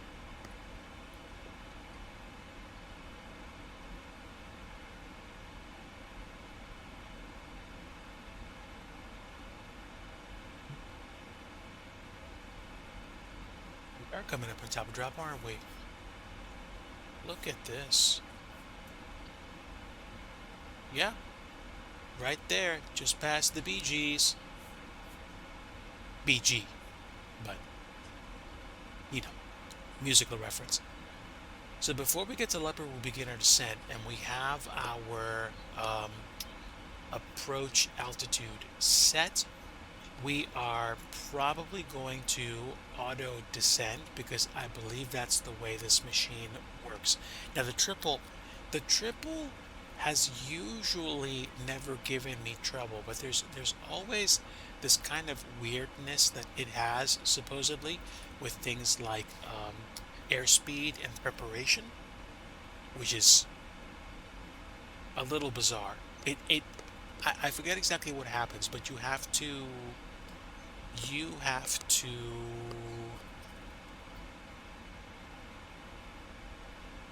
either stay on top of the aircraft or you have to like program your stuff in here. Now, I've already set up my initial approach ref or approach ref period, sorry. I've already set up my approach ref, so we know what the approach speed is going to be. Ref plus 5 is going to make 141 be 146. So the plane already knows what things are going to look like going down. If I wanted to, I think, provide a greater degree of accuracy, I could probably put in winds, and I'm usually too lazy to. But I can tell you right now, even with this information, usually flying the triple is not an issue.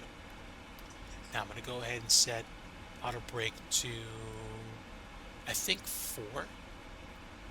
Yeah, auto brake 4. That's going to be a short stop.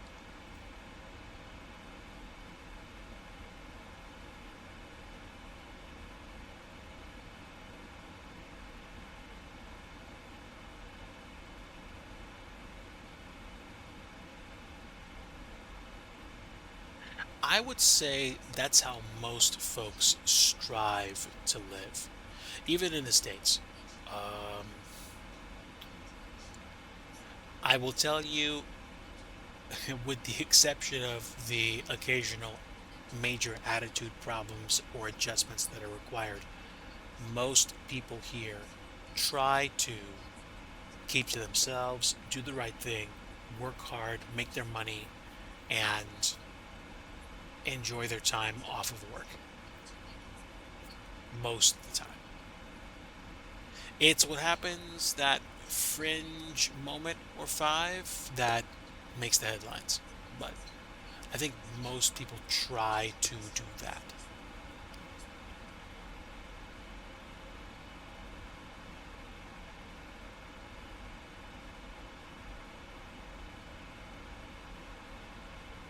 How close are we to TOD? Yeah, we're not that far away. Okay.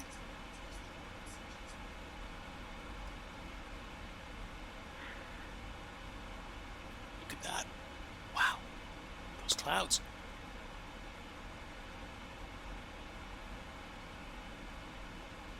Yeah, we've been flirting with thunderclouds ever since like Virginia,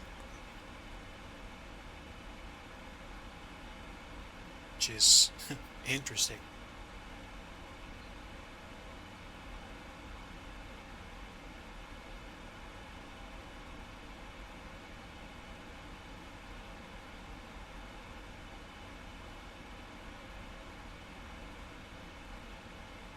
And when I don't feel like dealing with life, I put a virtual plate on my screen and call it a day. Um, I have both FS 2020 and FS 2024 installed, and um, sometimes there were nights when I was like, I wanted to fly, but I just didn't care how much work I did to do it.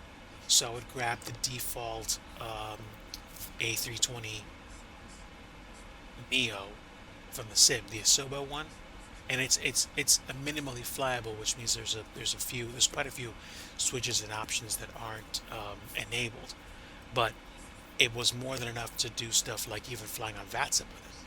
So, with a plane like that and no sense of going through checklists because you can't like, enable all the options, I could just fire the plane up, put in a basic flight plan, all from the world map, fly for like about an hour 15 minutes, and just be like, just chill. Those nights off stream, off network, I occasionally flew at night.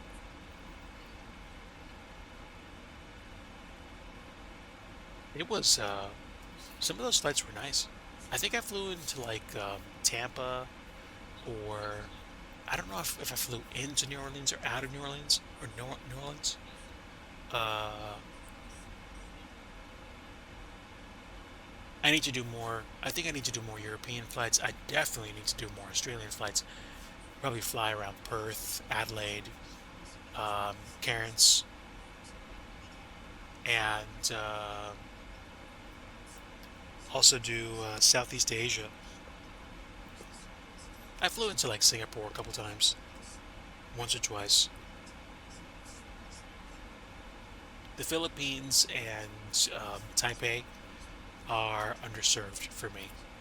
I've done a few Japanese flights.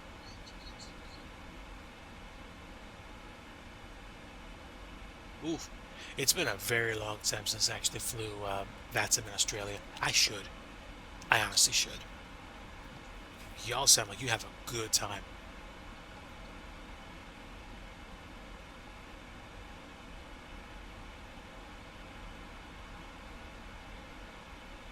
Oh, wow.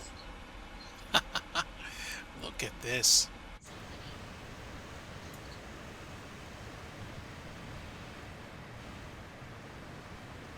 Wow.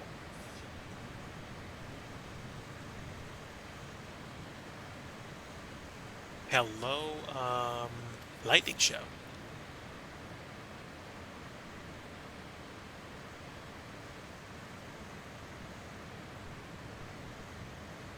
Wow.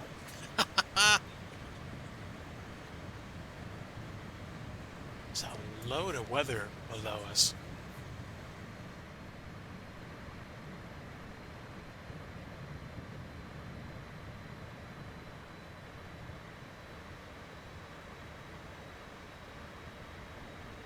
Wow.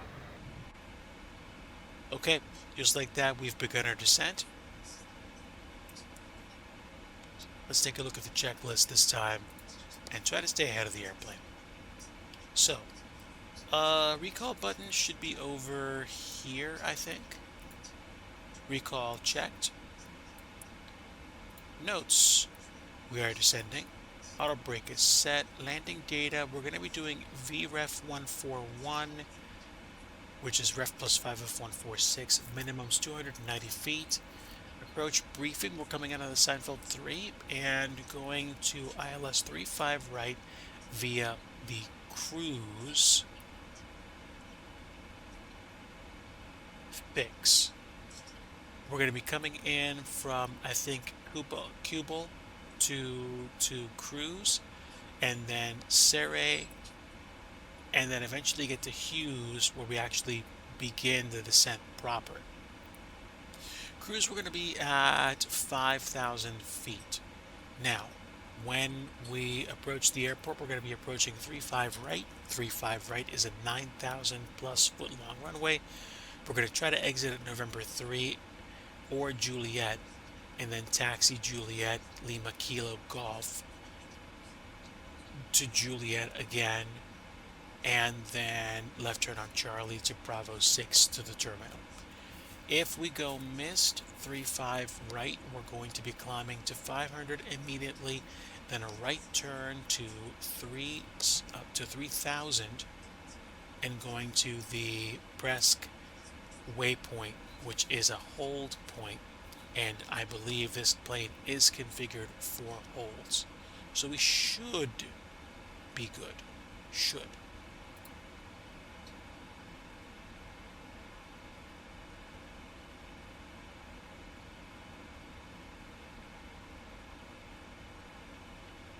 And someone's going to be going up to, I think, Columbia from Jacksonville. I'm on my way to Leopard, and we are descending. But yeah, there's our approach briefing. Once we cross transition altitude, I'm going to be setting the altimeters.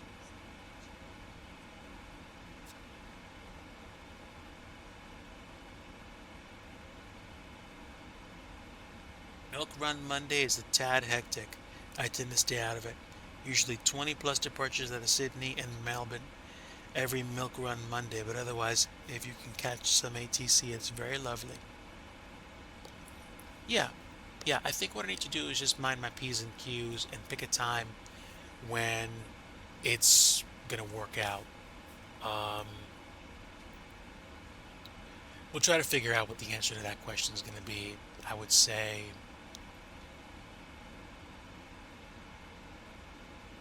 take some time off for it.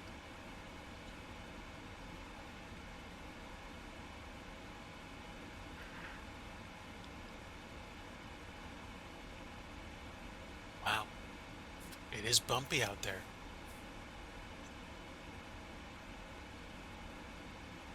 What does the map look like ahead?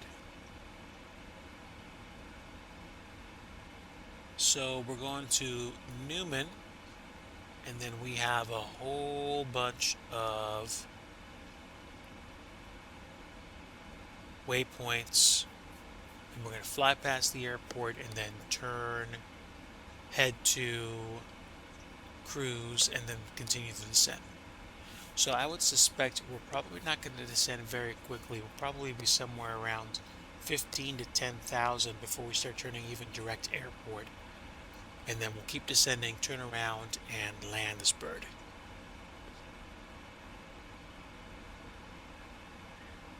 Brisbane to Perth, 5 hours air time, very nice. Interesting. I didn't think about that. Thanks for the recommend.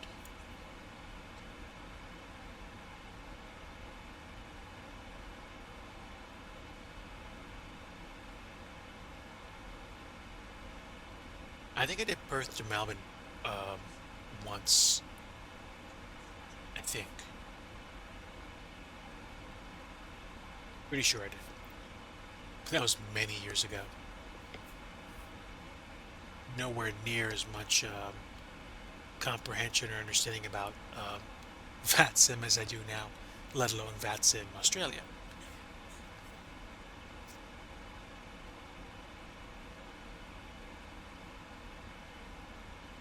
Okay. Gonna take a few minutes just to check up on Mrs. DigiChat. I'm going to let the plane keep descending.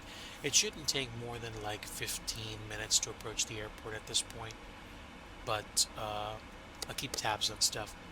BRB, and we will hopefully be back to get this bird landed.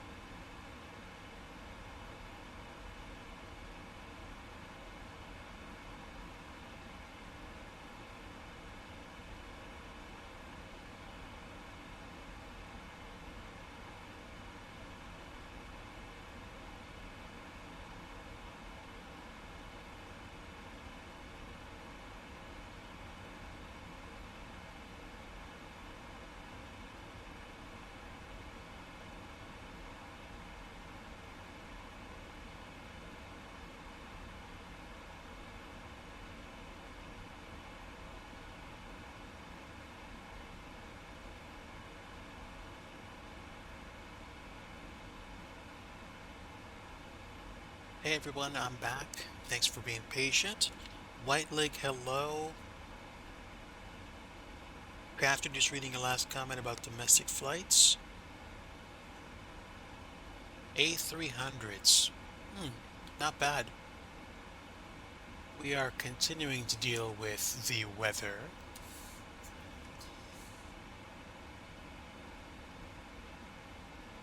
And we're descending. We're going to be landing 3-5 right at Orlando. We took off from Philly not that long ago and been making the most of it.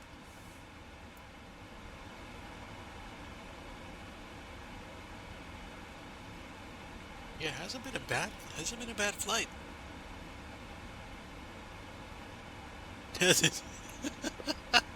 I'm sorry, Crafton. I stepped away from a little bit. Yeah. Have you ever like stayed up to a point in the night where like your body was literally like just like yelling at you to just do something? It's kind of like where Mrs. Digi is. I'm not sure if you guys have any kind of like neurological things, but sometimes there's this thing called like restless leg or like you're fidgeting, like you can't stand still, stuff like that. Those are the kinds of things that she deals with.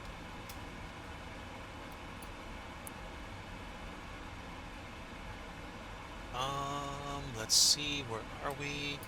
There is quite literally virtually no one in my immediate area, so I guess I could have made a call to descend from flight level 380, but who would have heard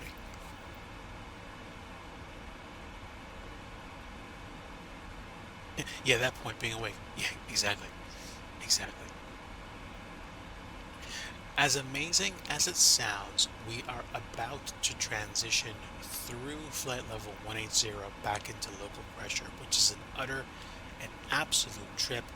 Let me get a METAR for MCO. METAR 3016, overcast 250. 3016.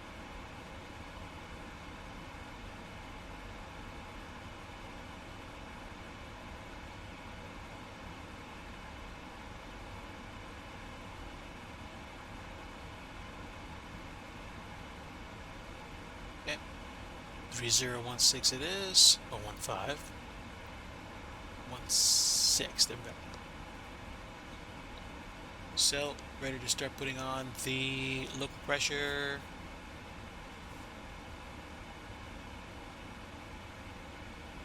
Just kind of smoothing the descent out now.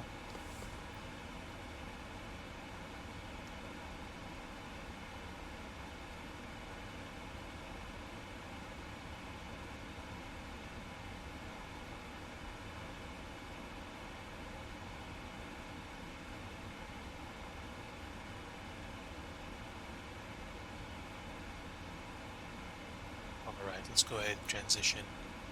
Local pressure. The altimeter recorded at MCO is 3016. That's what we're going to use.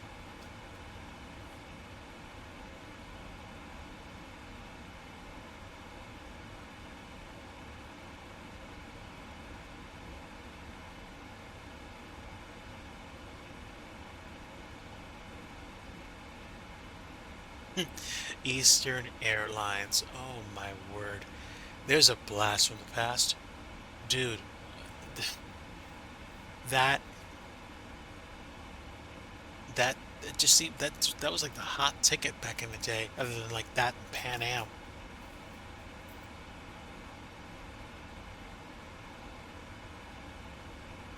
And I think Eastern was mostly like a bare metal, um, silver and like blue livery. Superb.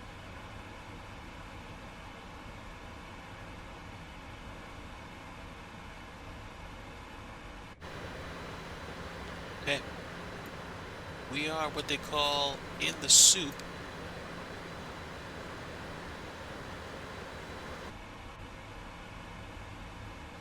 Good flight.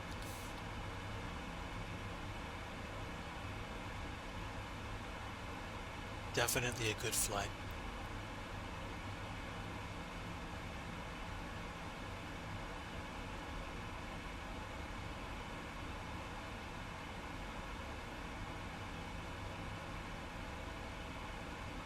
So let's go ahead and clean this up. Altimeter set. Okay, let's go ahead and check the legs out. We're going to go straight from cue ball to cruise. Cue ball, excuse me. And now that means we can figure out what the profile is going to look like.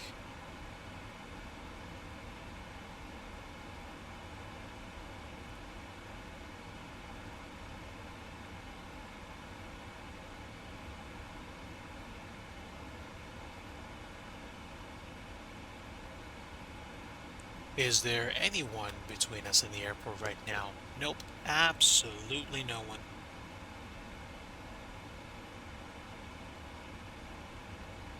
I mean, that's the beauty of Flight Sim, though, Crafton. You'll be able to enjoy a virtually unlimited number of retro liveries across many different kinds of aircraft. So, I mean, what Ibanez Player 200, I think, has done flights in the, what was it, the L-Star 1011, or the I don't think he flew the jumbo jet, but I think he flew something else, and he had like a Northwest Airlines livery on it. I mean, usually I think he tries to go for some level of like authenticity, and I do think that there are plenty of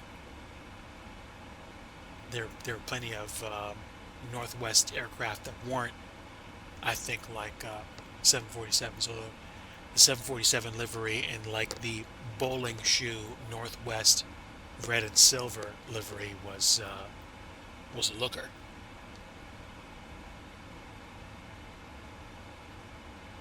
Yeah, to fly old school INS, or in my case, old school FSX, or it's like VOR to VOR. There are plenty of waypoints in the old FSX system, but they didn't do SIDS and stars yet.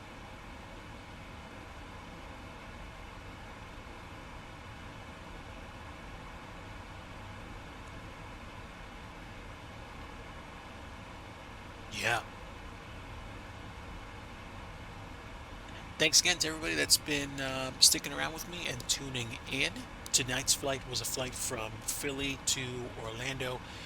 We're not done yet. We are coming in to 35 right, and we'll hopefully be able to belly on up to the gate and, at, at least shut it down and say our goodbyes at that point. I do also fly other sims, X-Plane 12 being one of them.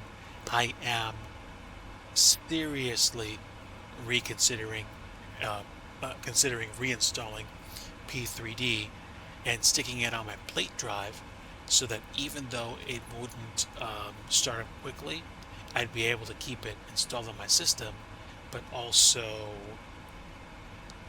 not jeopardize the footprint for like FS 2024 or FS 2020. Because at one point I had FS 2020, I had X-Plane 11, and I had P3D. When I bought X-Plane 12, X-Plane 12 and 11 existed for a short period of time together, like about a year. But then eventually I figured out, hey, 11's not being actively maintained anymore, or at least it felt that way. So I said, okay, I'm going to get rid of it. And by that I mean, the scenery and the stuff that was coming out for the sim was being pointed more towards X-Plane 12, and also the ortho that I had was different. So it wasn't going to work. So I finally got rid of X-Plane 11, and then I went all in on X-Plane 12. Glad I did. And then I also installed FS 2024. But once I installed 2024, my hard drive was feeling the pressure because I had 2020, 2024, and P3D all installed on the same drive with loads of space used up. So something had to give, and P3D got kicked to the curb. Ansett Australia, Qantas, TAA. Well, now we have Qantas, or all we have now is Qantas. And we're below 10,000 feet, so let's get those lights on. Below 10,000 feet, let's get the wing lights on as well. As you can tell, the wing lights are on. And I think I'm good. Oh, you know what would be good? You know what would be really good? Getting the speed brake arms. Speed brake is armed.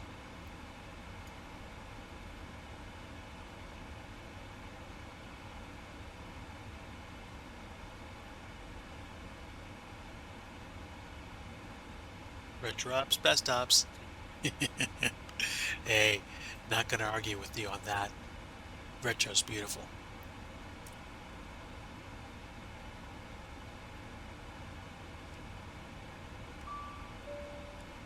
Ladies and gentlemen of the jury, the cabin is now ready.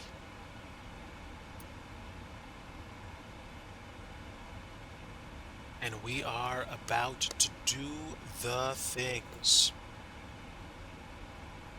And would you look at that? There is an airport in the vicinity, and it is Orlando International.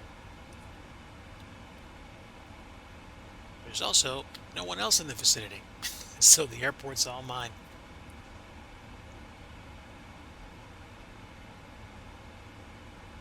Fortunately, it looks like we're really on a good profile to getting set up to land.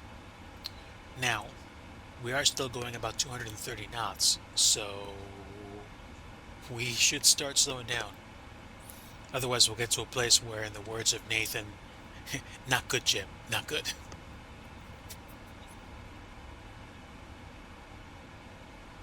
But we've got a little bit of time. I think once we start turning in, actually, let me think. Where are we? We're pretty good.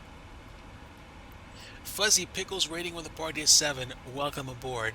Fuzzy, party of 7. Fuzzy, party of 7. Well, party of 8. Welcome aboard, Fuzzy Pickles. Evening flight tonight. We flew out of Philadelphia and we're going into Orlando. Landing to the north, and we're on the VATSIM network. This is an air traffic control network where people that actually fly in real time together, like real time multiplayer with air traffic control instruction, are doing their thing. The altimeter is still reading 3016, which is what we have our altimeter set to, which is fun. Good to see you, Fuzzy. God bless you and your family. In Jesus' name. I have been up, and now it's about to be past my bedtime, flying out of Philly to Orlando. But such is life sometimes. Just really going for the gusto in the American Airlines themed 777, a triple. And we are getting ready to come into that airport right over there. That's Orlando. Thank you, my friend. It's going to be a kind of like land, taxi, park, and run. But we're doing our best. Now, theoretically, I could go direct Hughes, but I mean, I'm flying a plane that makes a 737-600 look like a little sports car of a jet. So getting set up appropriately and taking the time to do it is important, highly important. And honestly, I don't want to mess up. So here's what we're going to do. We're going to set it for 5,000. And we're going to leave it there until we get to Serre and Fescia. Because once we turn from Serre to the beam, we're going to be coming into land. Okay, here we go. Flaps 1 and flaps 5.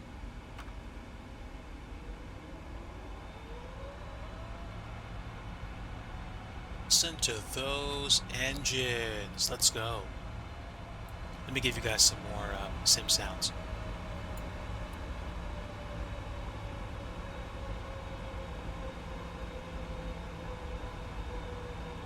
Grab flaps 5. Let's go flaps 10. Excuse me, flaps 15.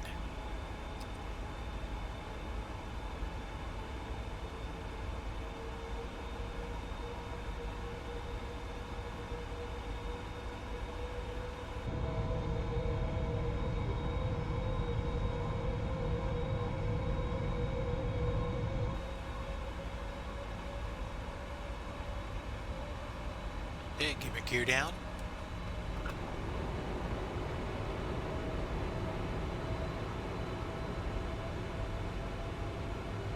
And let's go flaps again. Flaps 20.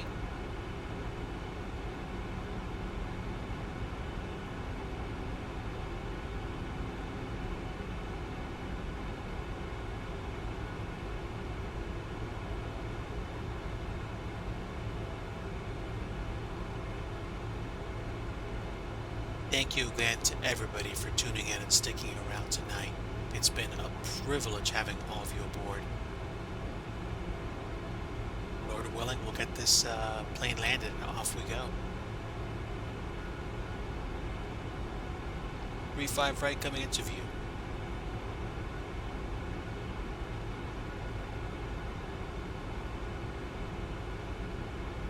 Flaps again.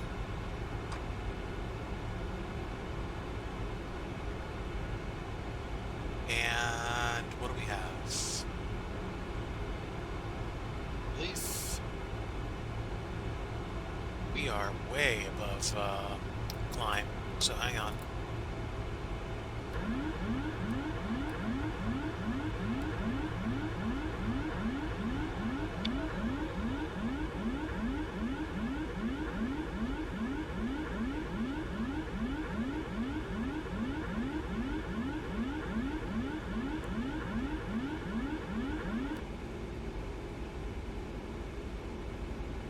So, give me flaps 30, please. Yeah, and for funsies, we're going to do a little bit of forward slip. That should bleed off some speed.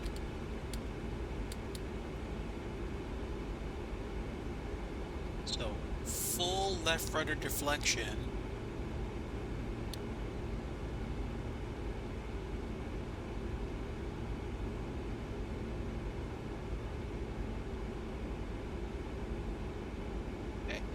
I think I just forgot to leave it at 1,600 feet because I was afraid that I was going to come in too low. Note to self, come in low.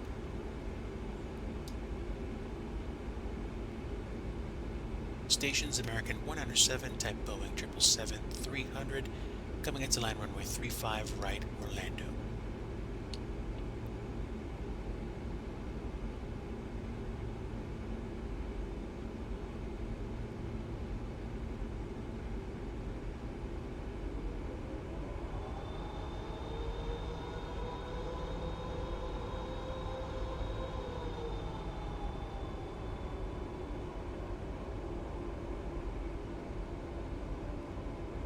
1000. Lights are on. Nose light isn't on, but honestly, I'm focusing more on landing the plane right now.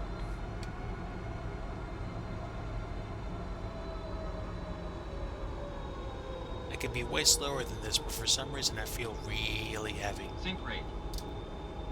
Sync rate. Actually, it worked out nicely. Here we go. Approaching minimums. Sync rate. Minimums. Landing. 100.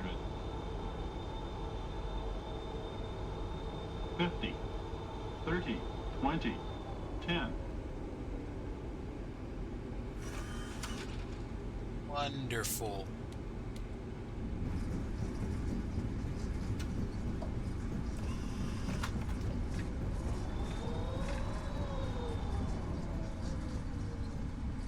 Did the reverser bind not work?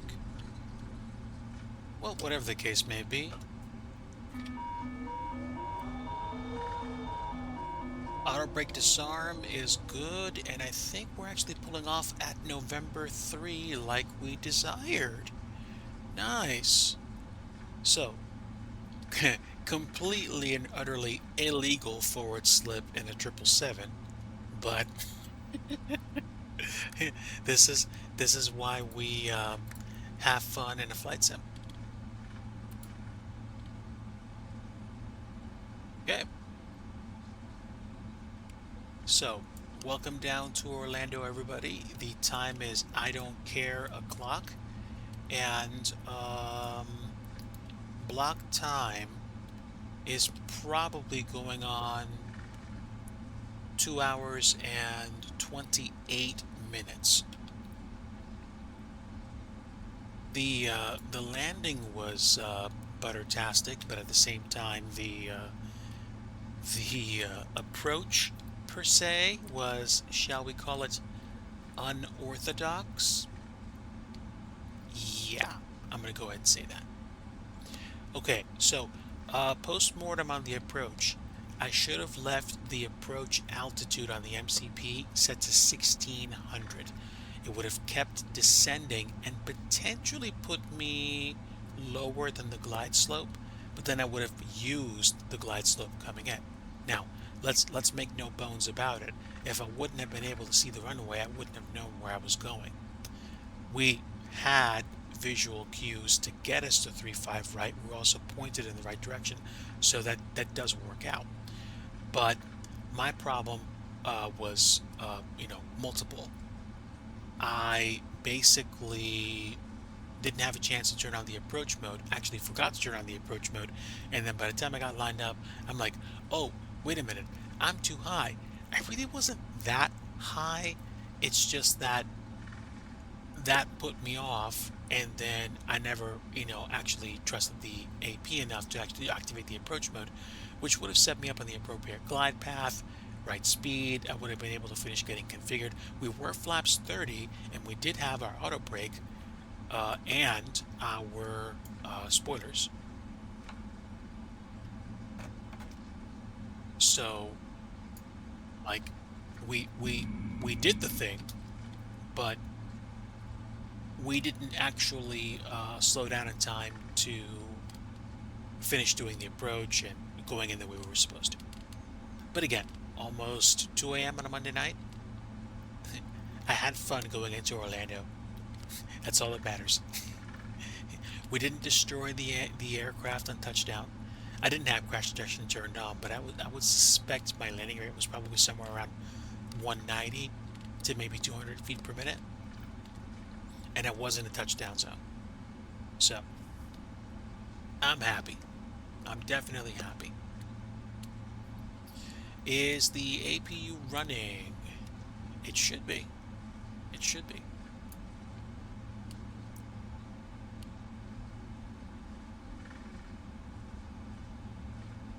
Now, we're going on 2 a.m., so if I'm being honest, I might actually just pull into airside 2 and find a heavy jetway and call it a day. Let me see how much more will I go? I might try going into airside 1, but airside 2 looks plenty occupied.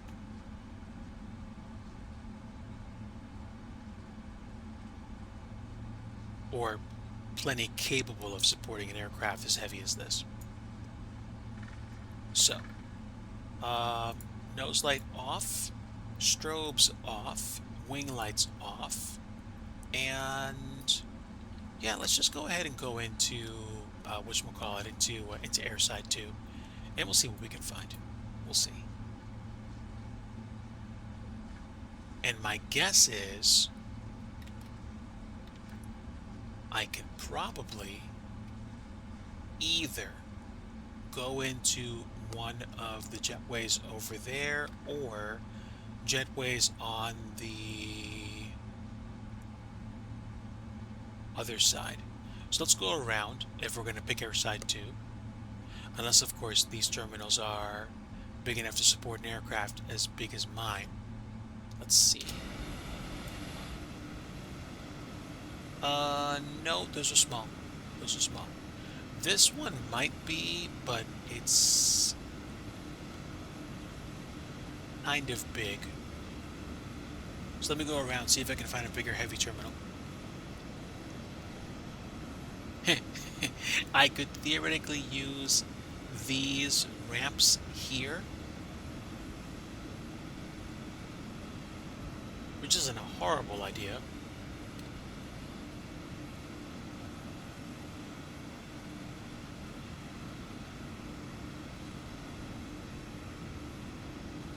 Okay.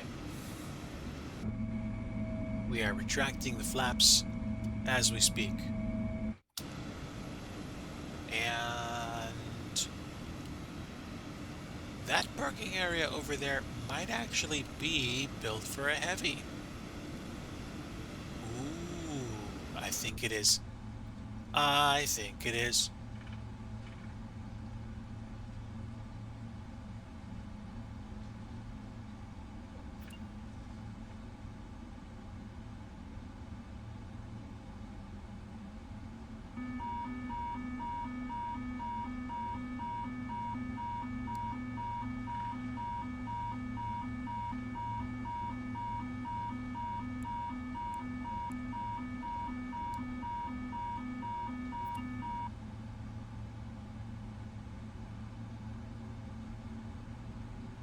Give me a little bit, chat.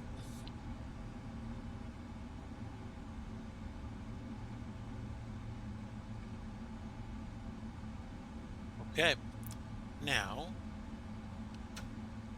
I think that's my parking brake. It is my parking brake. And you know what?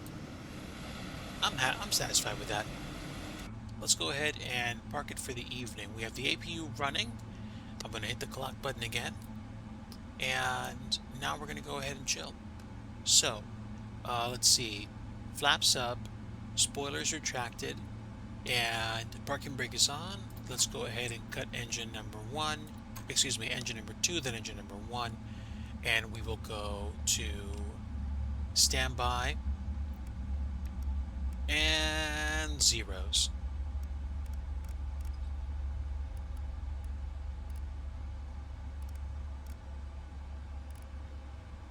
There we go, standby and zeros, and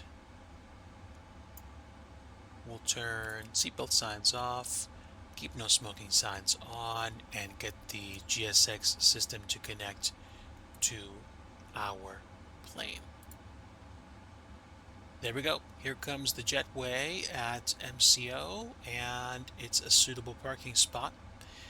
Also, let's go ahead and turn off the flight directors. And that should do it, ladies and gentlemen. Can I get ground services? Let's go get some ground services. How about that? Ground ops. disarm slides. I need chocks.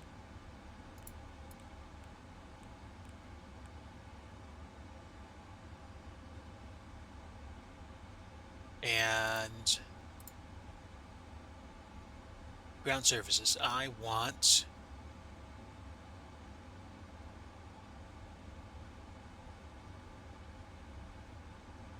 why can't I get a GPU? Am I missing it? Ground connections. There we go. All right. Chocks are set. Ground power, air conditioning, and jetway's connected. So there we are. We are connected. Let's go ahead and just chill out. Let's deboard. Deboarding requested.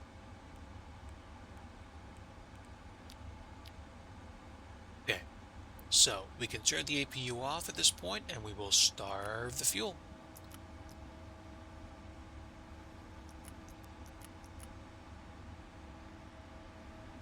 That's it. This plane's parked for the night.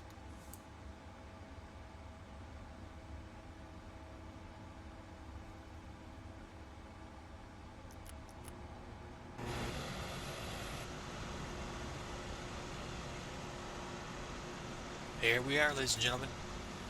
Welcome down. Privilege hanging with all you guys tonight. Who else is out there that we could pass all this love on to? Passengers deboarding starting. Let's figure it out. So, let's see.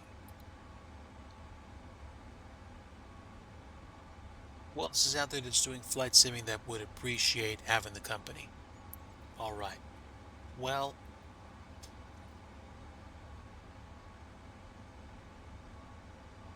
live flight engineer.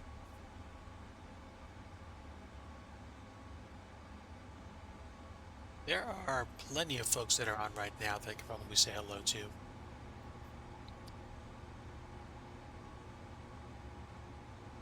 Right. Let's see if my friend is still in the talkie stage.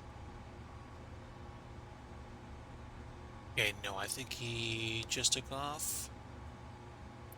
Let's go ahead and look up my other friend that I think is either setting up or getting ready to go.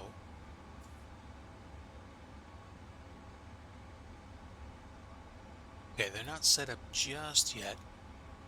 How about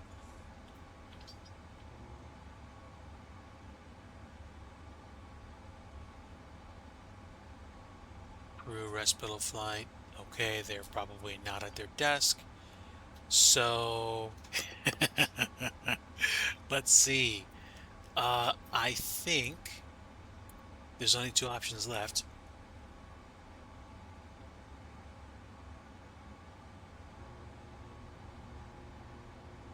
Okay. Ladies and gentlemen, I'm about to go raid someone by the name of Cleared for Chaos. Now, despite the name, they're actually doing flight engineer flights in a 727. So, I think there is definitely room for some pleasant expectation exceedance. So, let's go say hello. Folks, thanks so much for sticking around with me tonight for this flight. And stick around for the raid. We're going to go say hi to Cleared for Chaos. Fuzzy, thanks so much for your time and for the raid again, and for everybody that stopped by and said hello. Really appreciate all of you. Like I always like to say at the end of my streams, if you want true peace, you want the Prince of Peace, and that is Jesus Christ. We're about to go raid Cleared for Chaos. Stick around for the raid. Have a great night, everybody, and until next time, we'll see ya. Bye.